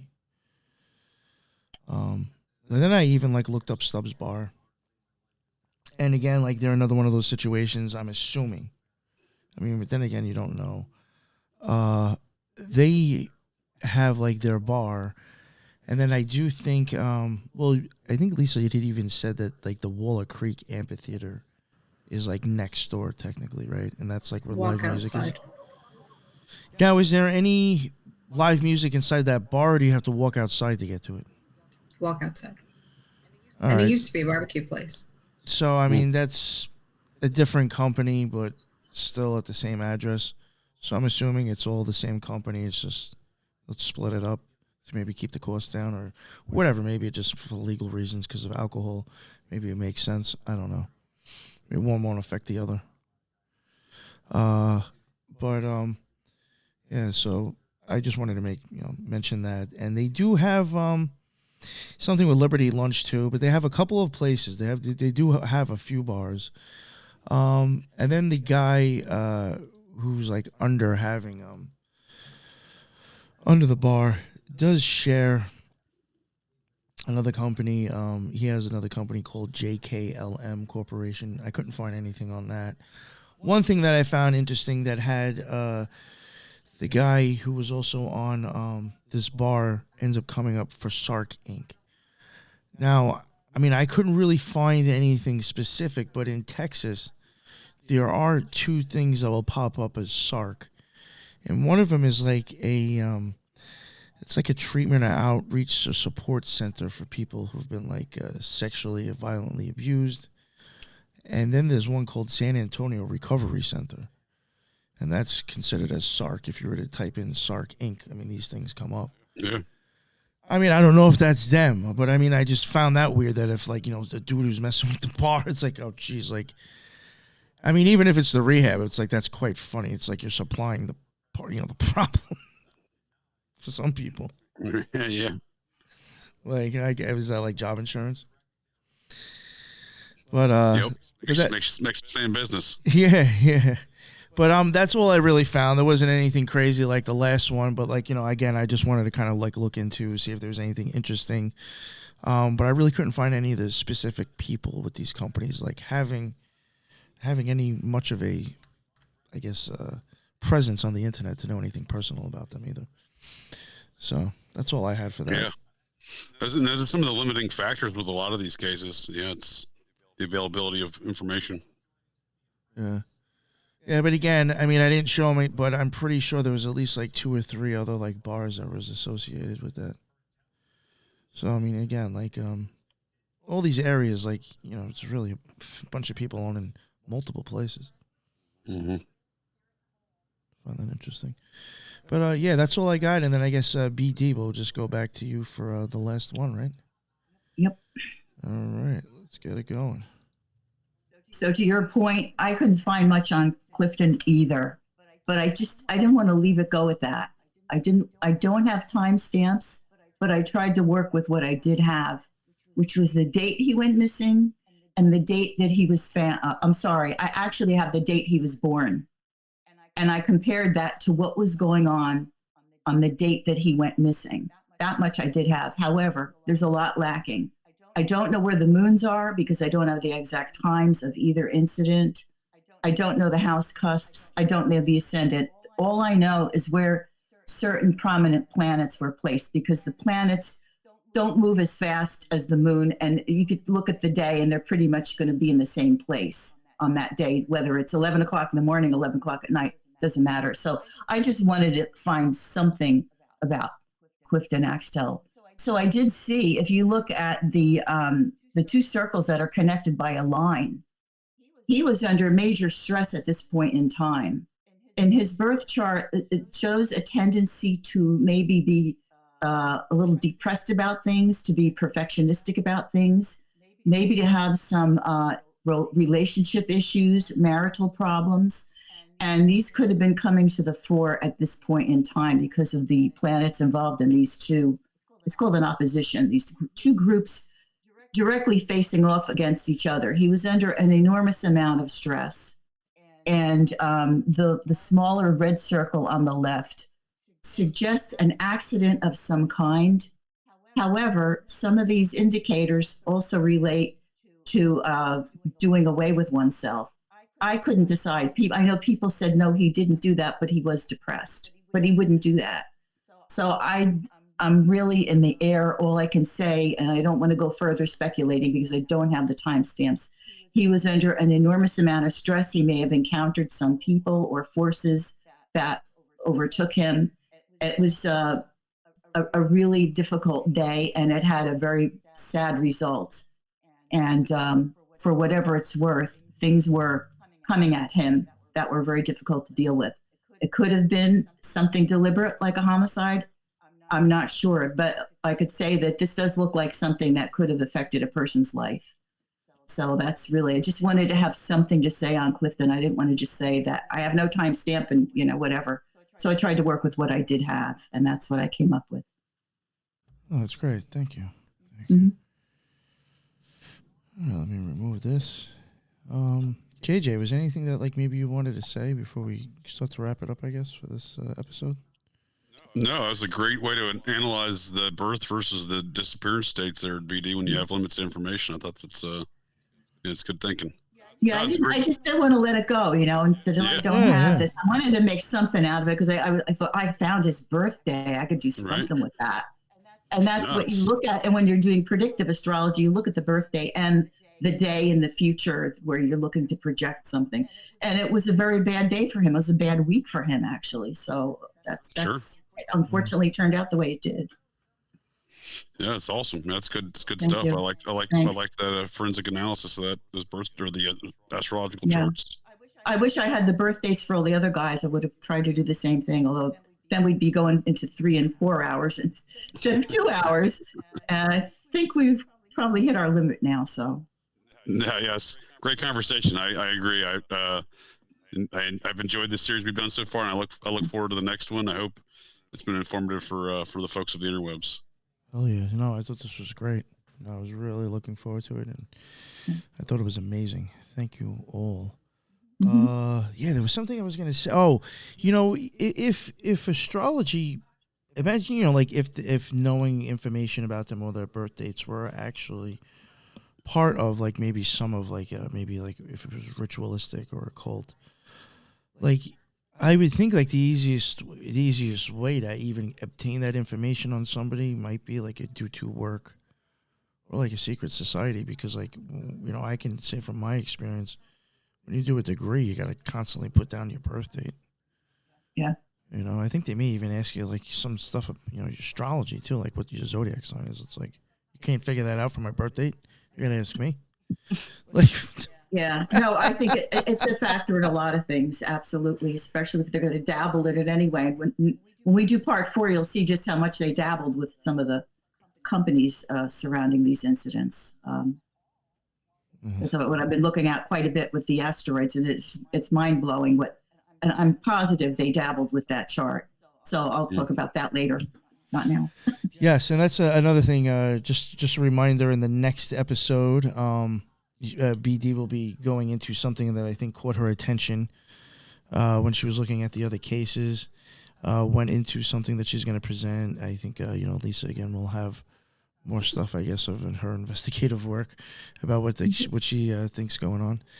So we got that to look forward to, and unfortunately one more victim as well. So thank you all. I appreciate all of you coming on and doing that together. We kicked ass, like I think we did the last 2. That went really smooth and professional. I appreciate it. Mm-hmm. That's what's up. And I thank everybody in the chat too. You all had a lot of great stuff to add. I loved, a lot of the comments. Again, that is why I tried to go live, is because I really do like a lot of the stuff that the listeners or the fans on YouTube add in the chat. And I know they love when I go live, so I try to do it. So definitely, if you can, check out the replay, or if you're going to watch the video, if you can, it will be up on the video. Sometimes I show people's like comments. So if you're watching on any of the video platforms and you can actually look at it, you will see other comments added. So take a look out for that stuff. And again, thank you all in the chat, and thank you all on the show. And this probably won't be. Oh, that's right. We're not going to do the next one live anyway, so it doesn't matter. I was going to say it was going to be for a few weeks because I am going to Italy. Going to Italy for a little bit over 12 days, and hopefully I'll be coming back with actually a lot of footage, because I will be going to the Vatican, and I will be going to Pompeii. And I am bringing recording equipment. Fantastic. Yeah, I don't know how the drone situation is going to be with Pompeii, but I'm going to find out. So, I'm going to definitely see if I can get some. Really, I mean, honestly, I'm part of the vacation really is kind of me actually going to certain places because I do want to record it and cover it on the show. And then part of the vacation is like me, like not worrying about that. But I am hoping to come back with some actual footage and cover it of stuff at the Vatican. Maybe some of the churches in Rome, and definitely Pompeii, because they even have found I think they're digging up and I think finding new stuff and like more writings on walls or something. I'm hopefully I'll be able to get some shots of that.